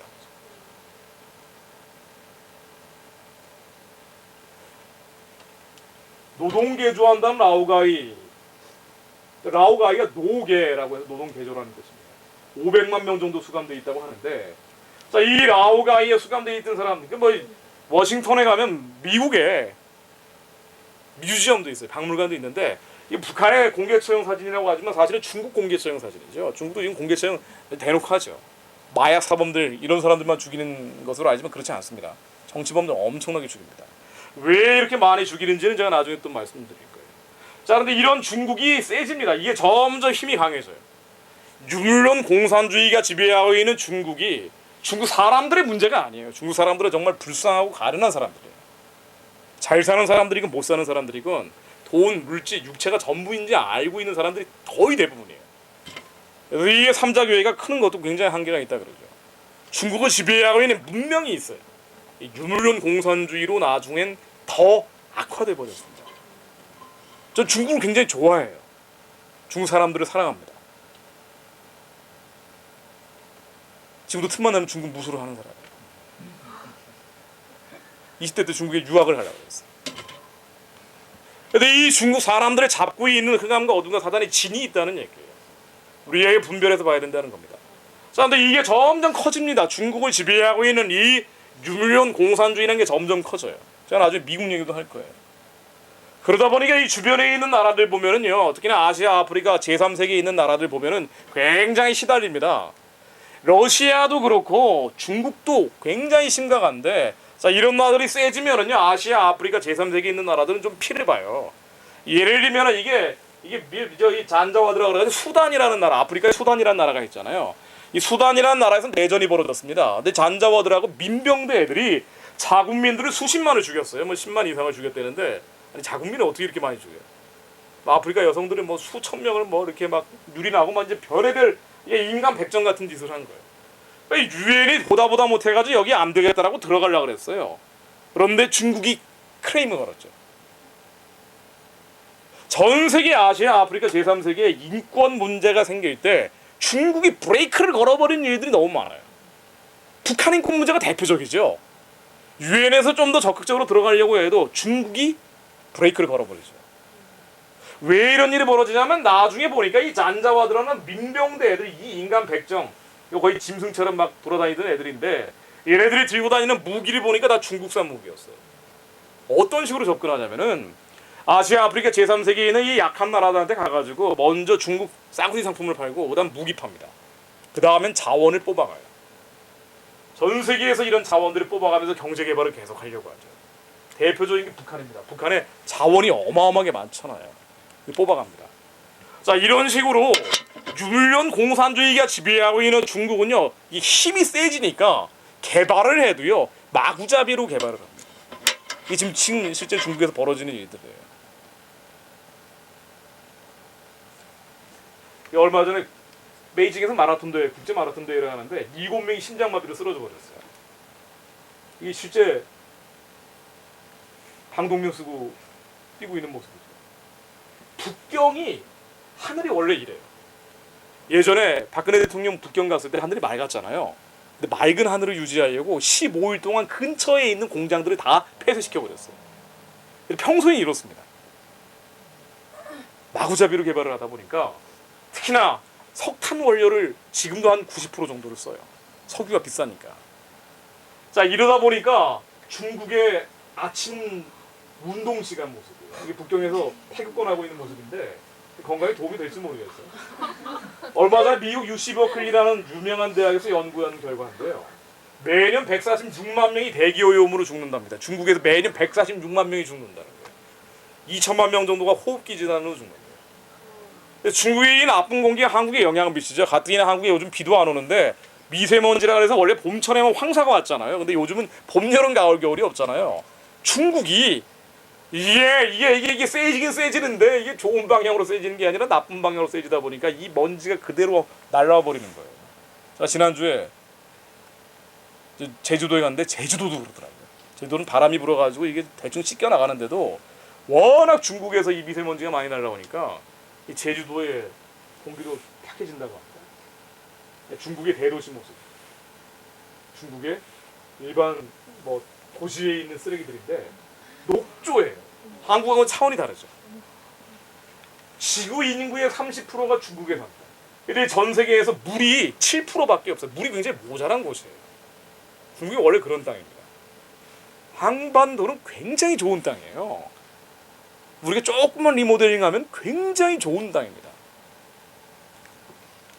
우리하고는 녹조가 차원이 다르다고 그랬죠. 세계 최악의 오염도시 20곳 가운데 16개가 중국에 있는 도시예요.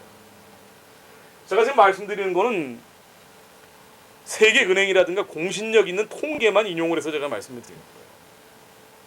도시 주요 호수화천 70% 이상이 심각한 오염 상태, 물을 한번 녹조 있는 물을 뜨면 우리 녹조 라떼하고는 다르다는 겁니다.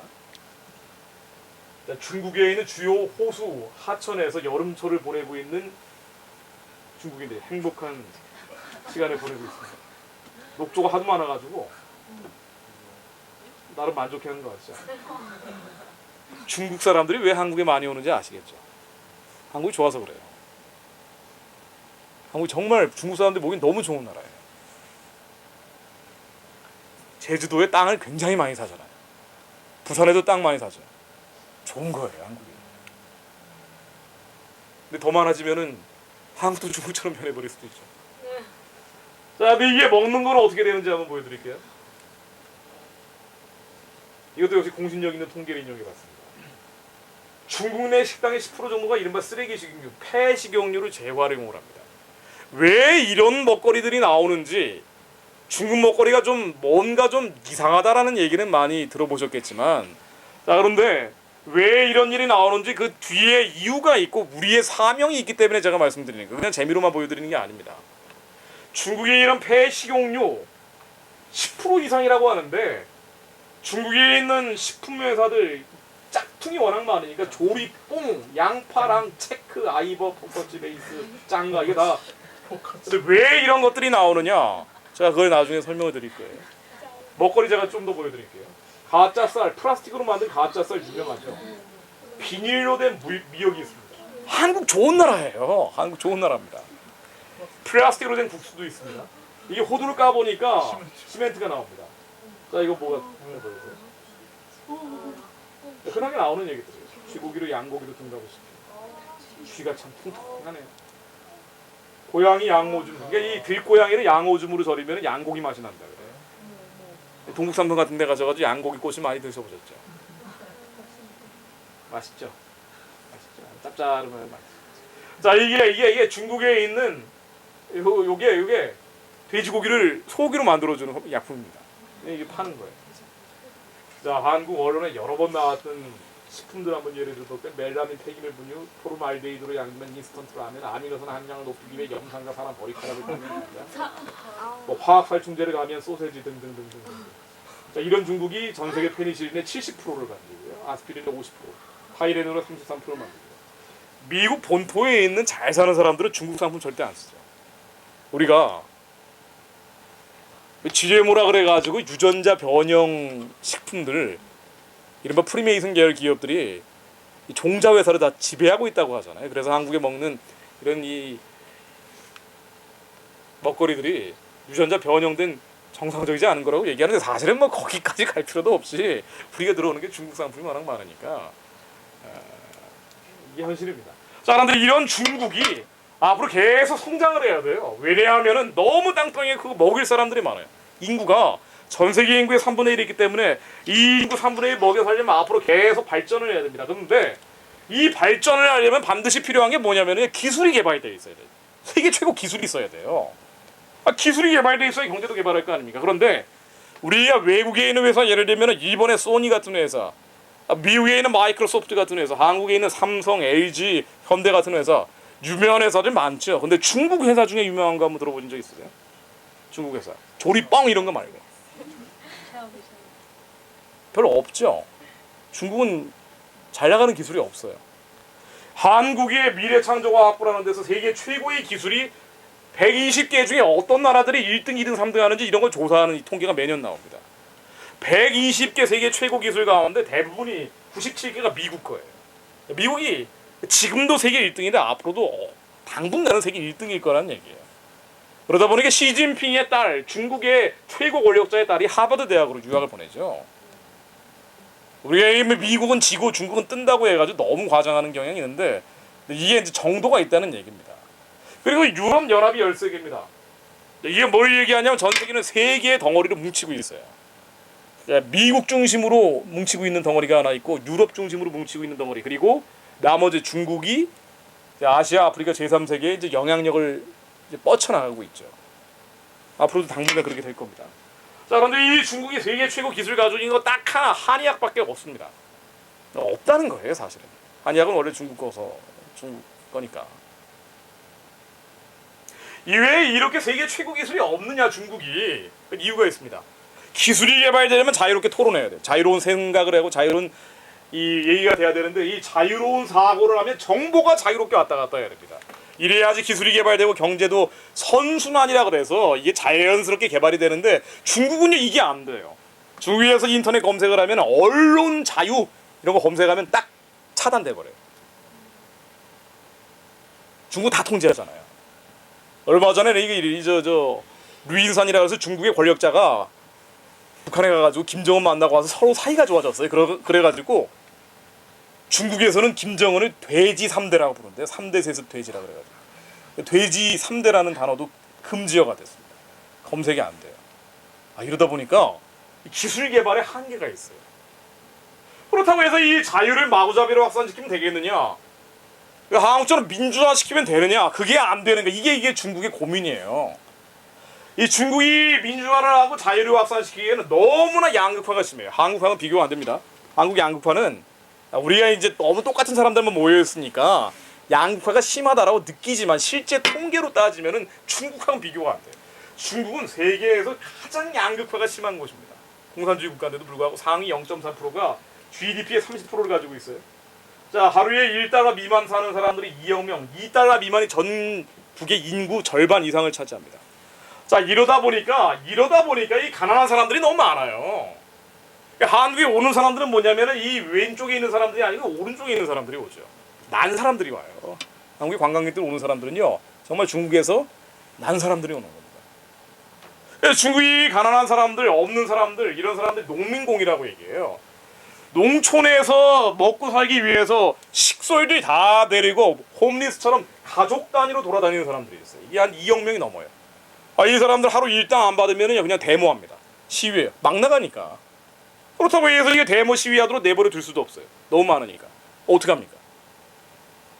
그래서 라오가이가 필요해요. 때리고 가둬버리는 거예요.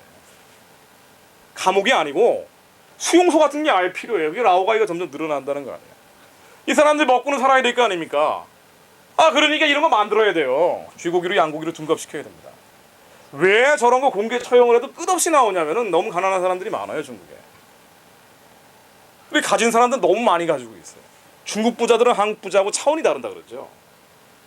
중국이 복잡한 나라입니다. 여기에다가 민족 분규.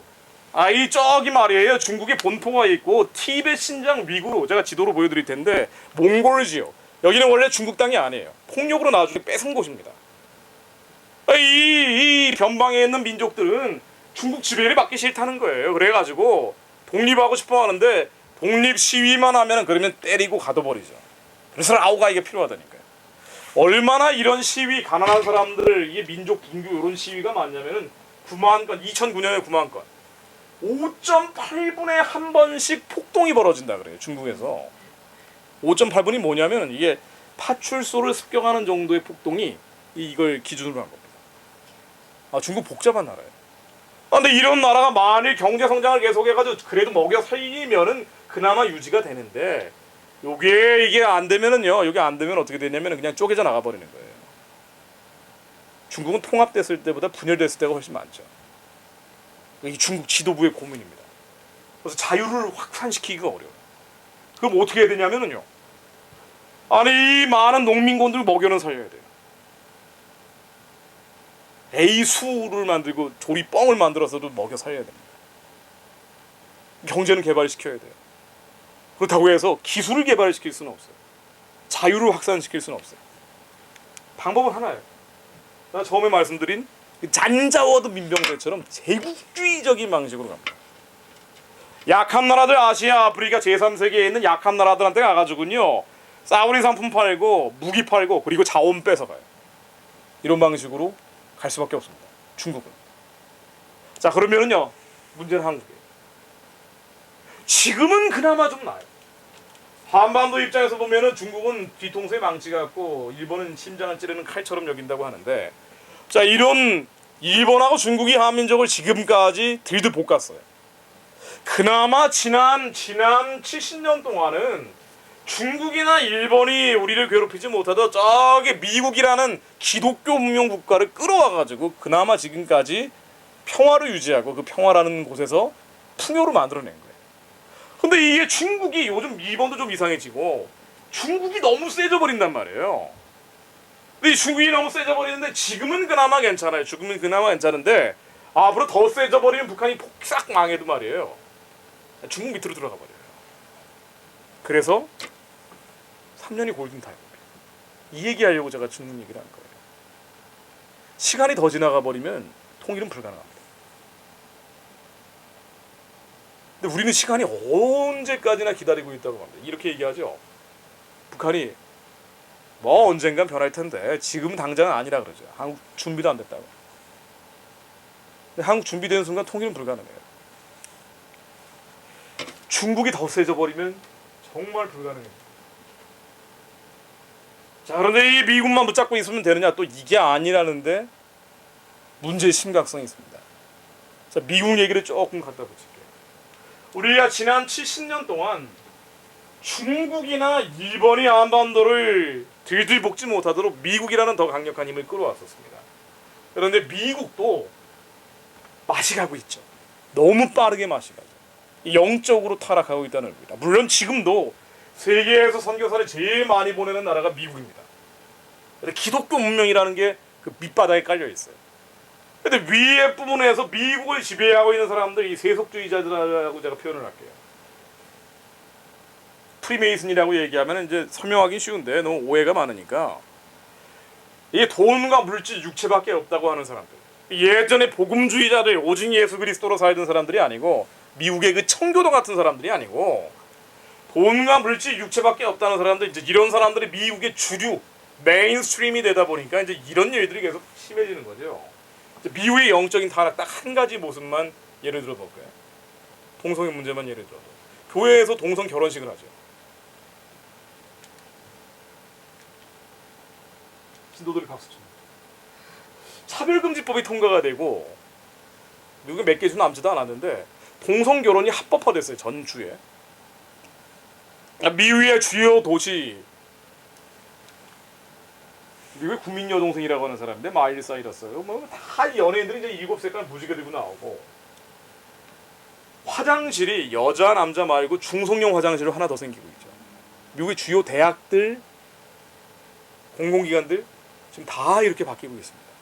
화장실 하나 더 만드는 거예요. LGBT를 위한, 레즈비언, 게이, 트랜스젠더,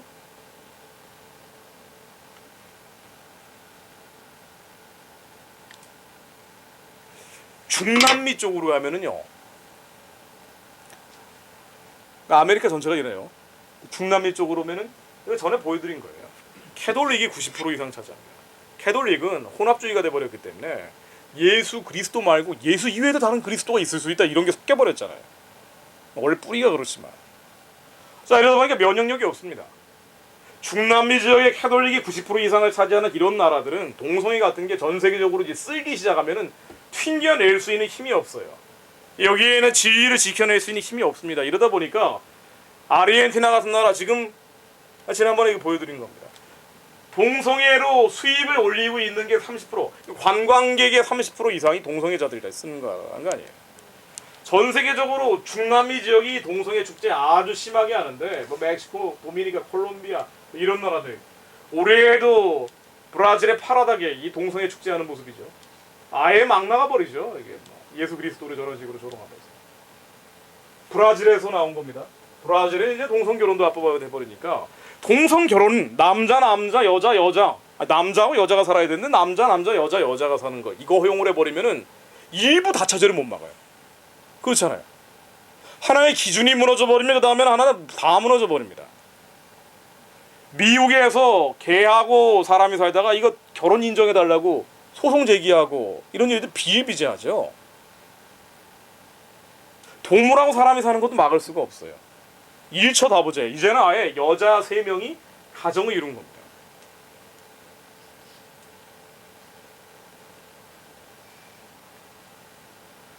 동성결혼 합법화되면은 남자들은 과략근이 늘어나면서 하루에 변을 뭐 20번씩 하잖아요.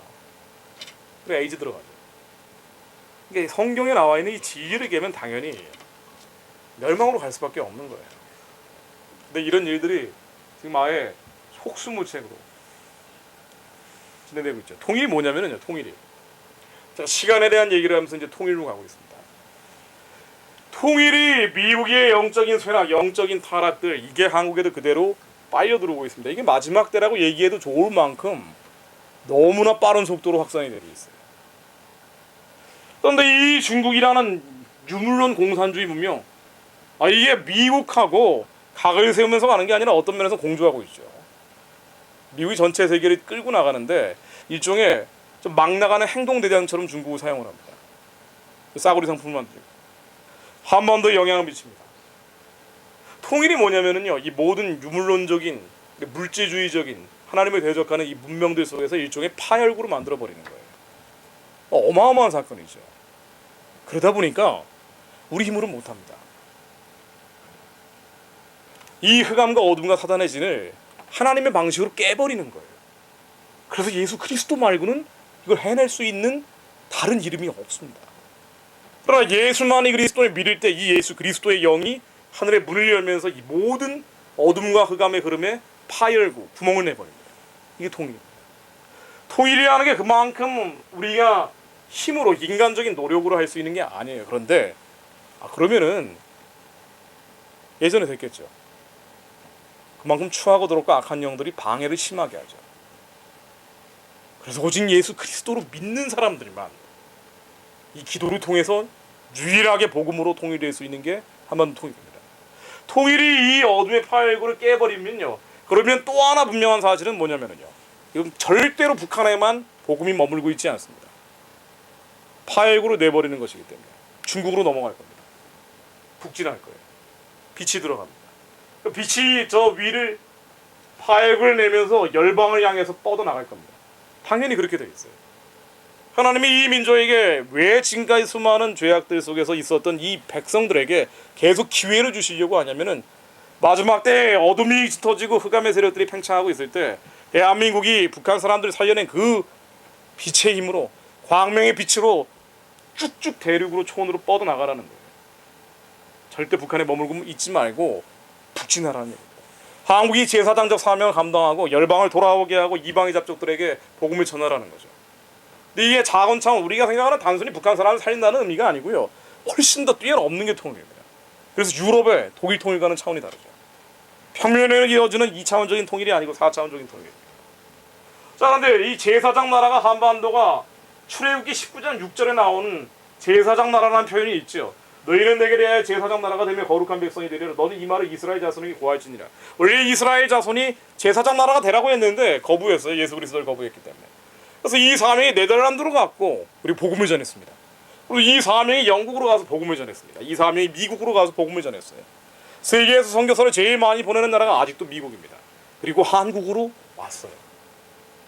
대한민국이 이 사명을 감당해낼 수 있겠느냐? 우리가 지금도 이렇게 문제가 많은데 라고 우리는 메뚜기 같은 생각을 합니다. 그러나 이건 인간적인 생각이에요. 하나님은 우리에게 주시는 것이 하나는 거예요. 왜냐하면 다른 나라가 없어요. 제사장 나라가 되기 위해서는요 여러 가지 조건들이 필요한데 일단 한국 사람들의 유전적으로 이게 맞습니다. 한국 사람들은 뉴욕에 가면 세 사람만 모여도 교회 만든다 그러죠. 중국 사람 세 사람 모이면 짱깨집 만든다 그래요. 일본 사람 세 사람 모이면 소니 대리점 차린다고 합니다. 한국 사람들이 왜 유전적으로 이게 많으냐? 선교단체에서 나온 통계입니다. 미국 사람들이 선교사를 4만 명 보내고 한국 사람들이 2등이에요. 3만 명 보내는데 사실은 유전적으로는 한국 사람들이 1등이라는 거예요. 4만 명 가운데 약 10% 정도가 미국 사람들이 선교사 보내는 4만 명 가운데 10% 정도가 한국 계열이래요. 한국 사람들이 이게 제일 잘하는 거예요. 한국 사람들은 5천 년 동안 예수 그리스도를 몰랐어도 경천애인이라 그래서 하늘을 두려워하고 사람을 사랑하는 이 훈련이 되어 있어요. 살신성인이라 그래서 위기가 있으면은 저기 위에 왕이나 저 궁궐에 있던 신하들은 자기들만 위해 살았지만 저 제하에 있던 선비들은요 백성들을 위해서 초계처럼 불 속에 던져지는 풀처럼 자기 생명을 던져버립니다. 한국 민족적으로 그런 DNA가 있어요. 정이 있습니다. 한국 사람들만 있는 거예요. 다른 단어로 표현이 안 되는 거예요. 외국에 나가서 선교하는 것도 있지만은요 외국이 한국에 와서 복음을 듣고 가는 것도 있습니다. 제사장 나라가 되기 위해서는 그런 것도 필요할 거예요. 지금 한국에 유학생들 한국을 배우기 위해서 얼마나 많은 나라가 와 있냐면요 몇 나라 정도 와 있는 것 같으세요? 한국에 유학생들 이거 선교단체 통계입니다. 한 100나라 정도 와 있을 것 같죠. 한국의 외국 유학생들이 234개 나라에서 한국에 와 있습니다. 북한을 살려내는 데서 그치는 게 아니고 그 살려낸 북한 사람들이 이제 중국으로 달려가야 됩니다. 중국은요 한국에 빛이 필요한 곳이에요. 북한을 왜 2,400만을 우리가 살려내는 거 아니? 저기서 고난받고 있는 사람들, 연단받고 있는 사람들이죠. 오직 예수 그리스도 이름으로 살려내면 북한은 선교의 기지로 만들어야 돼요. 선교의 벨트로 묶어야 됩니다. 북한의 평양, 원산, 대동강 라인, 원산 라인 자 저기 수많은 도시들이 예수 그리스도의 이름으로 거리에서는 찬양이 퍼지고요. 낙심하고 낙담했던 세계인들이 북한에 가서 회복된 일들이 실제로 벌어져야 됩니다. 우리는 뭘 하는 거는 아니에요. 북한을 지배하고 있는 흑암과 어둠과 사단의 진이 예수의 이름으로 깨지라고 기도하는 거예요. 깨지고 나면은 저 영적으로 빈 공간에 복음이 들어가고요. 가득 차면서 동방의 예루살렘이 회복돼야 됩니다. 북한은 이거 말고는 다른 용도로는 쓸데가 없어요. 117만의 군대, 지금 군인들 북한에 117만 명 정도가 있습니다. 이 사람들 나중에 어떻게 할 거예요? 뭐 할 겁니까? 실업자 될 겁니까? 우리가 북한에만 머물고 있다고 생각을 하니까 나중에 어떻게 되는지 인간적인 걱정을 합니다. 아니죠. 북한에 있던 사람들은요 다 훈련시켜서 뻗어나가야 됩니다. 저 만주로 시베리아로 뻗어나가야 돼요. 제가 중국 말씀드렸잖아요. 한반도에 빛이 필요한 곳이에요. 복음의 빛이 필요한 곳입니다. 저 유물론 공산주의가 지배하는 저 어둠의 땅에 빛이 들어가야 됩니다. 이걸 한국 사람들이 해내야 돼요. 우리가 북한 사람들을 살려내면 그 살려낸 북한 사람들이 저 초원으로 대륙으로 뻗어가야 됩니다. 뻗어가면은요, 중국은 아까 제가 말씀드린 신장, 위구르, 여 밑에가 티베트이고요. 신장, 위구르, 내몽고, 이게 폭력으로 뺏은 곳이라 그랬죠. 이 민족들이 분규가 끝없이 벌어지는 곳이에요. 살려낸 북한 사람들이 저 지역에 가서 빛을 전해야 돼요. 복음을 전해야 됩니다. 이게 북한을 살려내야 되는 이유예요. 북한에만 머물고 있는 게 아니라 쭉쭉 올라가야 됩니다. 뻗어가야 됩니다. 예전에 소련이라는 나라가 있었죠. 저기에 소련. 이 소련이라는 나라가 카자흐스탄, 우즈베키스탄, 투르크메니스탄, 타지키스탄, 키르기스탄 요 나라들이 예전에 소련이라는 나라였어요. 소련이라는 공산주의 국가가 차지하고 있었어요. 공산주의 국가가 저기를 지배하고 있다가 깨져버렸죠. 러시아가 떨어져 나오고 제일 큰 덩어리였고 나머지 나라들이 분리 독립을 했습니다. 그런데 공산주의는 기독교를 탄압을 하죠. 공산주의가 지배하고 있던 저 탄 국가들, 공산주의가 사라지고 나니까 뭐가 들어갔죠? 영적으로 빈 공간이 없어요. 이슬람이 들어갔죠. 지금 이슬람이 한 60%가 아니라 거의 90% 가까이 가고 있다 그래요. 카자흐스탄, 우즈베키스탄, 투르크메니스탄, 타지키스탄, 키르기스탄 마찬가지입니다. 중국이 열리게 되면 저기 티베트, 신장, 위구르, 내몽골지요. 중국의 유물론 공산주의라는 문명이 사라지고 나면은 거기에 뭔가로 다시 채워줘야 돼요. 영적으로 저 비어 있는 공간을 뭔가로 다시 채워줘야 됩니다. 이걸 북한 사람들이 해줘야 돼요. 그래야 저 사람들이 살아납니다. 그래야 빛으로 회복이 됩니다. 우리가 가야 될 길이 너무나 명백합니다. 대륙이 열리고 초원이 열리고 실크로드를 넘어서 쭉쭉 뻗어갑니다. 카자흐스탄, 우즈베키스탄, 투르크메니스탄, 타지키스탄, 키르기스탄. 북한이 열린 다음에 티베트, 신장, 위구르가 열리고 그리고 여기에 열려서 살아난 사람들이 저 지역으로 가는 거죠. 그 다음은 이슬람입니다. 주체 사상하고 싸워본 경험이 있는 한민족은 이슬람과도 싸워서 이길 정도의 항체를 만들고 있을 거예요. 카스피를 지나면 조르지아, 아르바이잔으로 갑니다. 터키를 지나 이제 예루살렘까지 그대로 이어집니다. 주님이 오실 길을 예비하는데 몽골 초원을 지나서 쭉 따라가면 결국은 이스라엘로 가게 되는데요. 저는 이렇게 생각을 합니다. 한국 사람들에게 어떤 사명이 있을까? 북한 사람들을 왜 살려내야 될까? 살려낸 다음에 할 일이 있기 때문에 우리가 정말 할 일이 많은 백성들입니다. 다른 나라가 없어요. 중국의 신임의 부대가 몰려 나온다고 하더라도 지금은 안 돼요. 중국이 영적으로 한번 빛이 들어가 버려야 돼요. 복음 통일이 돼서 저 유물론 공산주의 문명 지금 이제 믿을 때 아무 나라도 없어요. 강대국을 의지하기도 어려운 상황입니다. 우리가 오직 하나님만 의지해서 복음으로 북한을 열고요. 열린 북한이 다시 중국을 열어야 돼요. 또 열리게 될 겁니다. 그럼 이 열린 사람들이 그 다음에는 어디로 가느냐? 티베트, 신장, 위구르 지나 탄탄한 국가를 지나 그 다음은 예루살렘으로 갑니다. 예루살렘에 저 이스라엘 사람들을 회복시키는 게 누구의 역할이냐? 우리가 말씀을 한번 돌아가 볼게요. 이사야 41장입니다. 이 고레스 왕에 대한 얘기라고 흔히 얘기하는데 구약에 나오는 고레스 왕들이 유대인을 회복시킬 때 얘기라고 하죠. 자, 그럼 나중에 한번 읽어볼게요. 이중적으로 해석될 여지가 너무나 많습니다. 내가 한 사람을 이렇게 북방에서 오게 하며 내 이름을 부르는 자를 해돋는 곳에서 오게 하였나니 이 이사야 41장의 25절 제가 이제 시간 관계상 25절만 가져왔는데 21절부터 쭈루룩 나오는 얘기들이에요. 이스라엘이 회복이 된다. 내가 한 사람을 이렇게 북방에서 오게 하며 내 이름을 부르는 자를 해돋는 곳에서 오게 하였나니 그가 이르러 고관들을 석회같이 토기장이가 진흙을 밟음같이 하리니 권력자들을 다 하나님께서 뭉개버린다는 얘기예요. 북한에 있는 저 권력자들 저게 아무것도 아닌 것처럼 토기장이가 흙을 깨버리듯이 그냥 부숴버릴 수 있다는 얘기입니다. 따라니 그가 고관들을 석회같이 토기장이가 진흙을 밟음같이 하리니 누가 처음부터 이 일을 알게 하여 우리가 알았느냐? 누가 이전부터 알게 하여 우리가 옳다고 말하게 하였느냐? 알게 하는 자도 없고 들려주는 자도 없고 너희 말을 듣는 자도 없도다. 내가 시온에게 너희는 이제 그를 보라 하였노라. 내가 기쁜 소식을 전할 자를 예루살렘에 주리라. 자, 예루살렘에 기쁜 소식을 전할 자를 주겠다는 얘기입니다. 고레스 왕이 처음에 한번 줬어요. 그렇죠. 그래서 이스라엘 사람들을 고토로 돌아가게 했습니다. 그럼 지금은 이스라엘 예루살렘의 백성들이 기쁜 소식이 필요하지 않습니까? 지금도 필요하죠. 예수를 그리스도로 인정하지 않기 때문에, 복음이 없기 때문에. 지금 예루살렘의 기쁜 소식을 전할 자들이 필요합니다. 분명히 필요하죠. 시온에게 너희는 이제 그를 보라. 자, 누군가 한 사람이 북방에서 오고 내 이름을 부르는 자들이 해돋는 곳에서 북방에서 예루살렘의 기쁜 소식을 전하기 위해서 온다는 얘기입니다. 지금 와야 된다는 얘기예요. 이사야 46장 11, 13절입니다. 이스라엘 회복에 대한 얘기인데요. 내가 동방에서 독수리를 부르며 먼 나라에서 나의 모략을 이룰 사람을 부를 것이라. 이스라엘을 회복하기 위해서 동방에서 독수리가 온대요. 먼 나라에서 나의 모략을 이룰 사람이 온대요. 지금 회복돼야죠, 당연히. 그렇죠. 제3성전도 세워져야 돼요.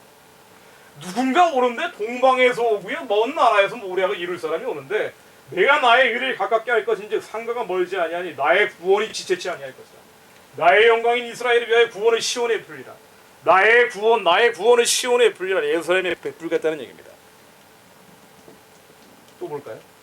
이사야 55장 5절입니다. 보라, 네가 알지 못하는 나라, 예루살렘아, 너희들이 알지 못하는 나라가 내가 부를 것이며, 네가 알지 못하는 나라 부르겠다는 얘기예요. 그리고 너를 알지 못하는 나라가 내게로 달려올 곳은 여호와 내 하나님 곧 이스라엘의 거룩하신 이로 말미암으나 이는 그가 너를 영화롭게 하였느니라. 그리고 이사야 52장 7절입니다. 좋은 소식을 전하며 평화를 공표하며 복된 좋은 소식을 가져오며 구원을 공포하여 시온을 향하여 이르기를 내 하나님이 통치하신다 하는 자의 산을 넘는 발이 어찌 그리 아름다운가. 좋은 소식을 전합니다. 굿뉴스죠. 복음이죠. 고레스 왕의 복음일 뿐 아니라 지금 예루살렘 백성들에게 좋은 소식을 전할 사람들. 그래서 예수 그리스도께서 다시 오신다고 할 때 그들이 주 예수여 어서 오시옵소서 하는 날까지 오시지 않는다 그랬죠. 이스라엘 백성들이 회복될 때 주님이 다시 오신다고 했습니다. 주님이 다시 와야지 다시는 슬퍼하는 것이나 곡하는 것, 애통하는 것 없이 우리가 더불어 행복하게 살 거예요. 영원한 기쁨 속에 있게 될 겁니다. 예수 그리스도가 다시 와야 되는데 이스라엘 백성들이 회복돼야 됩니다. 그런데 이스라엘 백성들에게 회복되기 위해서 좋은 소식을 전할 사람들이 필요합니다. 평화를 공포하며 복된 좋은 소식을 가져오며 구원을 공포할 사람들이 필요해요. 동방의 독수리라고 표현하죠. 해돋는 곳에 온답니다. 내 이름을 부르는 자들. 먼 나라에서 온답니다. 나의 모략을 이룰 사람이랍니다. 너를 알지 못하는 나라라고 합니다. 네가 알지 못하는 나라. 하여튼 이스라엘하고 아주 멀리 있는 나라 동방에서 알지 못하는 나라가 온대요. 이거 어떤 나라죠? 이 나라가 어떤 나라입니까?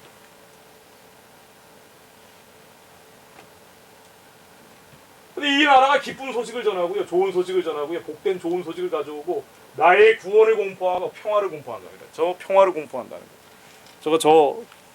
저 말씀을 보면서 아주 그냥 온몸에 소름이 돋아요. 이스라엘 백성들을 회복시키기 위해서 먼 나라에서 동방에서 독수리가 오고 네가 알지 못하는 나라, 너에게 복된 소식을 전하고 그리고 좋은 소식을 전하고 굿뉴스를 전하고 평화를 전한대요. 제가 예전에 말씀드렸지만은 대한민국이 만들어진 이유가 있습니다. 우리가 5,000년 동안 미신 따라가다가요, 당연히 멸망받아 마땅한 백성들인데도 불구하고 하나님이 이 민족에게 기회를 주셨어요. 그리고 전 세계 민족 가운데 스스로 복음을 받아들인 유일한 백성들이 한민족이었습니다. 남학이라고 해가지고요, 조선시대 말기에 양반들 가운데 저 중국과 같이 복음을 스스로 받아들인 사람들이 나왔어요. 세계에서 유일합니다. 이 백성들 가운데 물론 너무나 오랜 기간 미신 따라가고 굿하다가 망해버렸죠. 그럼에도 불구하고 서양 선교사들, 많은 복음의 선진들이 와서 이 땅에 헌신하고 희생하면서 예수를 그리스도라고 부르기 시작했습니다. 이 예수를 그리스도로 부르면서 우리가 예전에 생각했던 그 하나님에게 갈 수 있는 길이 드디어 찾게 됐다라고 전심을 다해 기도하는 사람들이 나왔어요. 그 사람들 가운데 한 명이 대한민국 건국의 주인공이었던 이승만 같은 사람이었죠. 이승만이 1915년에 지금으로부터 102년 전에 1913년 나라가 망하고 나서, 즉 한인의 압방이 있고 나서 3년 있다가 한국교회 핍박이라는 책을 쓰면서 이런 얘기를 합니다. 우리 조선 사람들은 참 특이하다. 나라가 다 망해버려가지고요, 아무 희망도 없고 살 소망이 사라져 버렸는데 이 사람이 하나님을 만나가지고 그 뜨거운 감동을 이 민족에게 그대로 이식을 하면서 전파를 하면서 우리가 언젠가 하나님만 제대로 만나면은 반드시 하나님이 이 민족을 회복시켜 주실 것인데, 이게 102년 전에 나온 얘기입니다. 한일합방 1910년이 되고 나서 3년 있다가 쓴 책에 나오는 얘기예요. 다들 절망하고 있을 때 이승만이 이렇게 얘기한 거예요. 이 땅의 나라는 사라졌지만 하늘의 나라를 구하는 사람들이 나왔다. 우리가 하늘의 나라를 구하면 그러면 언젠가 하나님이 땅의 나라를 회복시켜 주실 것이다. 지금은 교회의 십자가를 태극기 대신 사용하고 찬송가를 애국가 대신 부르고 있지만 우리가 하나님을 전심을 다해 믿으면 그러면 하나님께서 반드시 이 민족을 다시 살리실 것이다. 많은 사람들이 얘기하기를 이 조선 사람들은 동방의 예루살렘이라고 부른다. 그리고 언젠가 이 나라를 회복하게 되면은 중국도 전도하고 저 강도 같은 일본도 전도하고 그리고 전 세계에 평화를 전하는 나라가 될 것이다 라고 얘기했어요. 평화를 전하는 나라. 여호와 샬롬의 평화를 전하는 나라. 35년 일제시대 그런 기도를 했던 사람들이 있었습니다. 그리고 1945년 광복이 되고 나서 짠하고 일제한테 광복이 되니까 이 사람들이 하는 얘기가, 물론 공산주의자들은요 자기 힘으로 된 줄 알았지만 우리가 하늘의 소망을 구하면서 왔기 때문에 이건 하나님께서 광복시켜 주신 것이라고 그렇게 고백을 했어요. 그리고 1948년도 5월 31일 날 대한민국이 국회를 처음 시작을 할 때 이승만 당시 초대 국회의장이 나와서 우리가 하나님께 감사합시다. 우리의 힘으로 광복이 된 게 아니고 오직 하나님께서 하셨습니다. 이 고백이 나와버린 거예요. 그리고 나서 당시 국회 부의장 이은영 목사님 데려다가 하나님께 드리는 나라와 민족을 위한 기도는 대한민국 공식 기록 중에 제일 먼저 나왔습니다. 이게 국회 속기록 맨 앞에 이제 실려 있어요. 하나님께 드리는 나라와 민족을 위한 기도는 나라와 민족을 하나님께 드려버렸어요. 대한민국이 이렇게 시작된 나라예요. 그래서 망하지 않고 지금까지 왔던 거예요. 그러면서 뭐라고 기도하냐면요, 거기 얘기가 나와요. 아마 이분들이 이거 알고 쓰지는 않았을 것 같아요. 우리가 지금 너무 가난하고 굶주리고 있는데 하나님 우리에게 복을 주십시오. 민생의 복락을 주십시오. 하나님, 그리고 우리가 우리만 복받고 사는 게 아니라 남북 통일돼서 북한 사람 살아야 됩니다. 우리가 살아도 같은 민족이고 죽어도 같은 민족입니다. 이승만 박사가 한 얘기를 그대로 이은영 목사님이 받아가지고 한 거예요. 우리가 살아도 한 민족이고 죽어도 같은 민족입니다. 반드시 북한 사람도 복받고 살아야 됩니다. 이 복은요, 하나님께 드리는 나라와 민족을 위해 기도문에 있었기 때문에 우리의 복, 예수 그리스도였어요. 북한 사람만 복받고 사는 게 아니고요, 이 나라가 만들어진 이유는 세계의 평화를 전하는 나라가 돼야 됩니다. 이 얘기가 나와요. 세계의 평화를 전하는 나라, 복음을 전하는 나라예요. 선교하는 나라예요. 북한도 반드시 우리와 복을 받아서 이 복받은 북한 사람들이 세계의 평화를 전하는 나라가 돼야 됩니다. 북한이 열린다는 거는요, 북한 사람만 살아나는 건 절대 아닙니다. 북한 사람을 살려내서요, 살려낸 북한 사람들이 전 세계에 복을 전하는 나라가 되는 거예요. 저는 이 해돋는 곳에서 예루살렘 회복을 위해서 오는 나라예요. 내 이름을 부르는 자, 동방에서 오는 독수리, 먼 나라에서 나의 모략을 이룰 사람, 너를 알지 못하는 나라, 내가 알지 못하는 나라. 예루살렘 회복을 위해서 오는 이 나라와 이 백성들이 꼭 한국 사람들이라고만 얘기하는 거 절대 아닙니다. 뭔가 무슨 또 다른 선민의식 같기도 해요. 그런데 한국 사람들이 북한 사람들을 살려낸 다음에 그 북한 사람들이 여기 포함될 것은 분명해요. 버려져 있는 꽃제비들이 예루살렘을 회복시키는데 가장 충추적인 역할을 할 것은 분명합니다. 저기 김일성을 찬양하고 김정일을 찬양하고 김정은을 찬송하던 저 아이들이 이제 예루살렘에서 하나님을 찬양하고 예수가 그리스도라고 노래 부르게 될 것은 저는 믿어 의심치 않습니다. 이렇게 살려낸 북한 사람들이요, 저기 중원으로 달려갑니다. 빛이 필요하다고 그랬잖아요. 중국은 빛이 필요한 곳이에요. 중국을 깨버리는 거예요. 영적으로 깨우는 겁니다.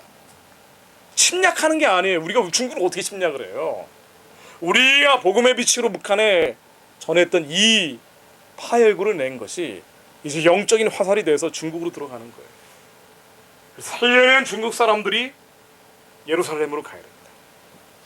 우리 이들이 살려낸 저 몽골의 초원에 있는 사람들, 그리고 몽골 초원에 있는 사람들이 또 살아나서요, 티벳에 있는 저 아이들 살려낼 거예요. 영적으로 살려낼 겁니다. 그리고 탄탄탄 국가들을 지나서 아르메니아를 지나서 카스피해를 지나서 예루살렘까지 가야 됩니다. 이 모든 하나님의 이 선순환의 일원의 첫 번째 열쇠가 통일이에요.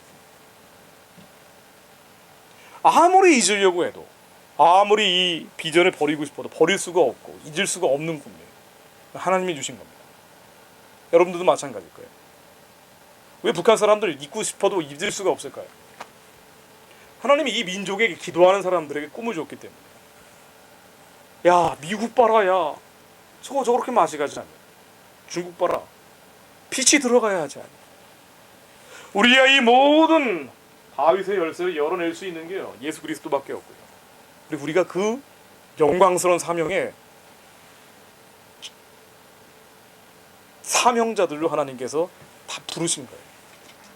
한국 사람들은요, 휴전선 이남에 갇혀가지고 찌질하게 사는 그런 백성들이 아니에요. 절대로 뻗어가야 됩니다.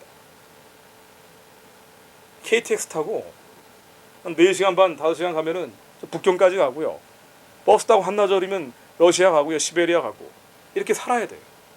그 사람들 살면서 살아야 됩니다. 자동차 타고 쭉 초원의 길 따라서 아시아 하이웨이 따라서 예루살렘까지, 카스피에 지나가지고 예루살렘까지 그 사람들 살리기 위해서 이동하며 살아야 돼요. 한국 사람들이 그 사명이 있습니다. 어마어마한 사명이에요. 지금이 마지막 때라고 흔히 얘기하죠. 마지막 때가 되기 때문에 다니엘 11장 3절에 나오는 것처럼 강하여 용명을 바라느냐, 오직 하나님을 아는 백성은 강하여 용명을 바라리라. 강하고 용명을 바라는 그런 백성들이 동방의 독수리처럼 오기를 하나님께서 부르고 계십니다. 그런 사람들이 나와야 돼요. 이 한국 말고는 실제로 지금 담당할 나라가 없어요. 우리나라의 이 엉망진창인 모습들 보면은요, 절망적이죠. 맞아요.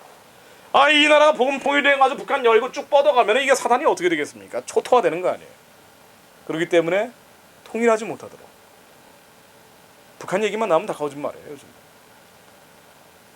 우리의 탓도 있지만 사단은 절대로 복음 통일을 원치 않기 때문에 미혹의 영, 혼미의 영을 다 풀어놓습니다.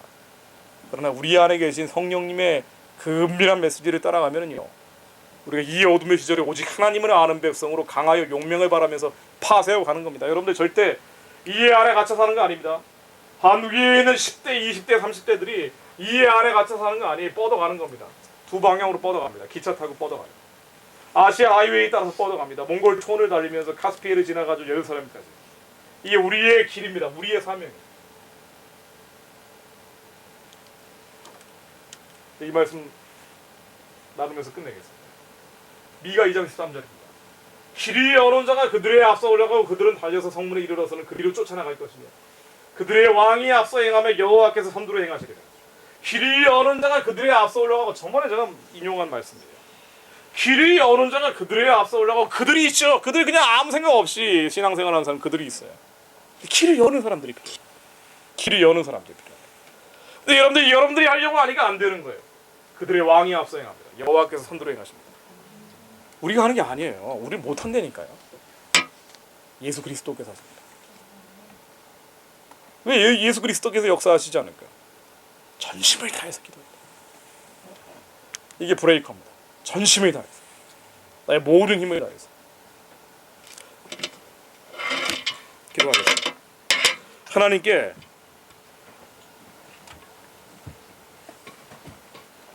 주님께서 절대 이 땅에 주시려는 것이 재앙이 아니고 평안이요 장래일의 소망을 주시려는 것을 우리가 믿고 기도해야 됩니다.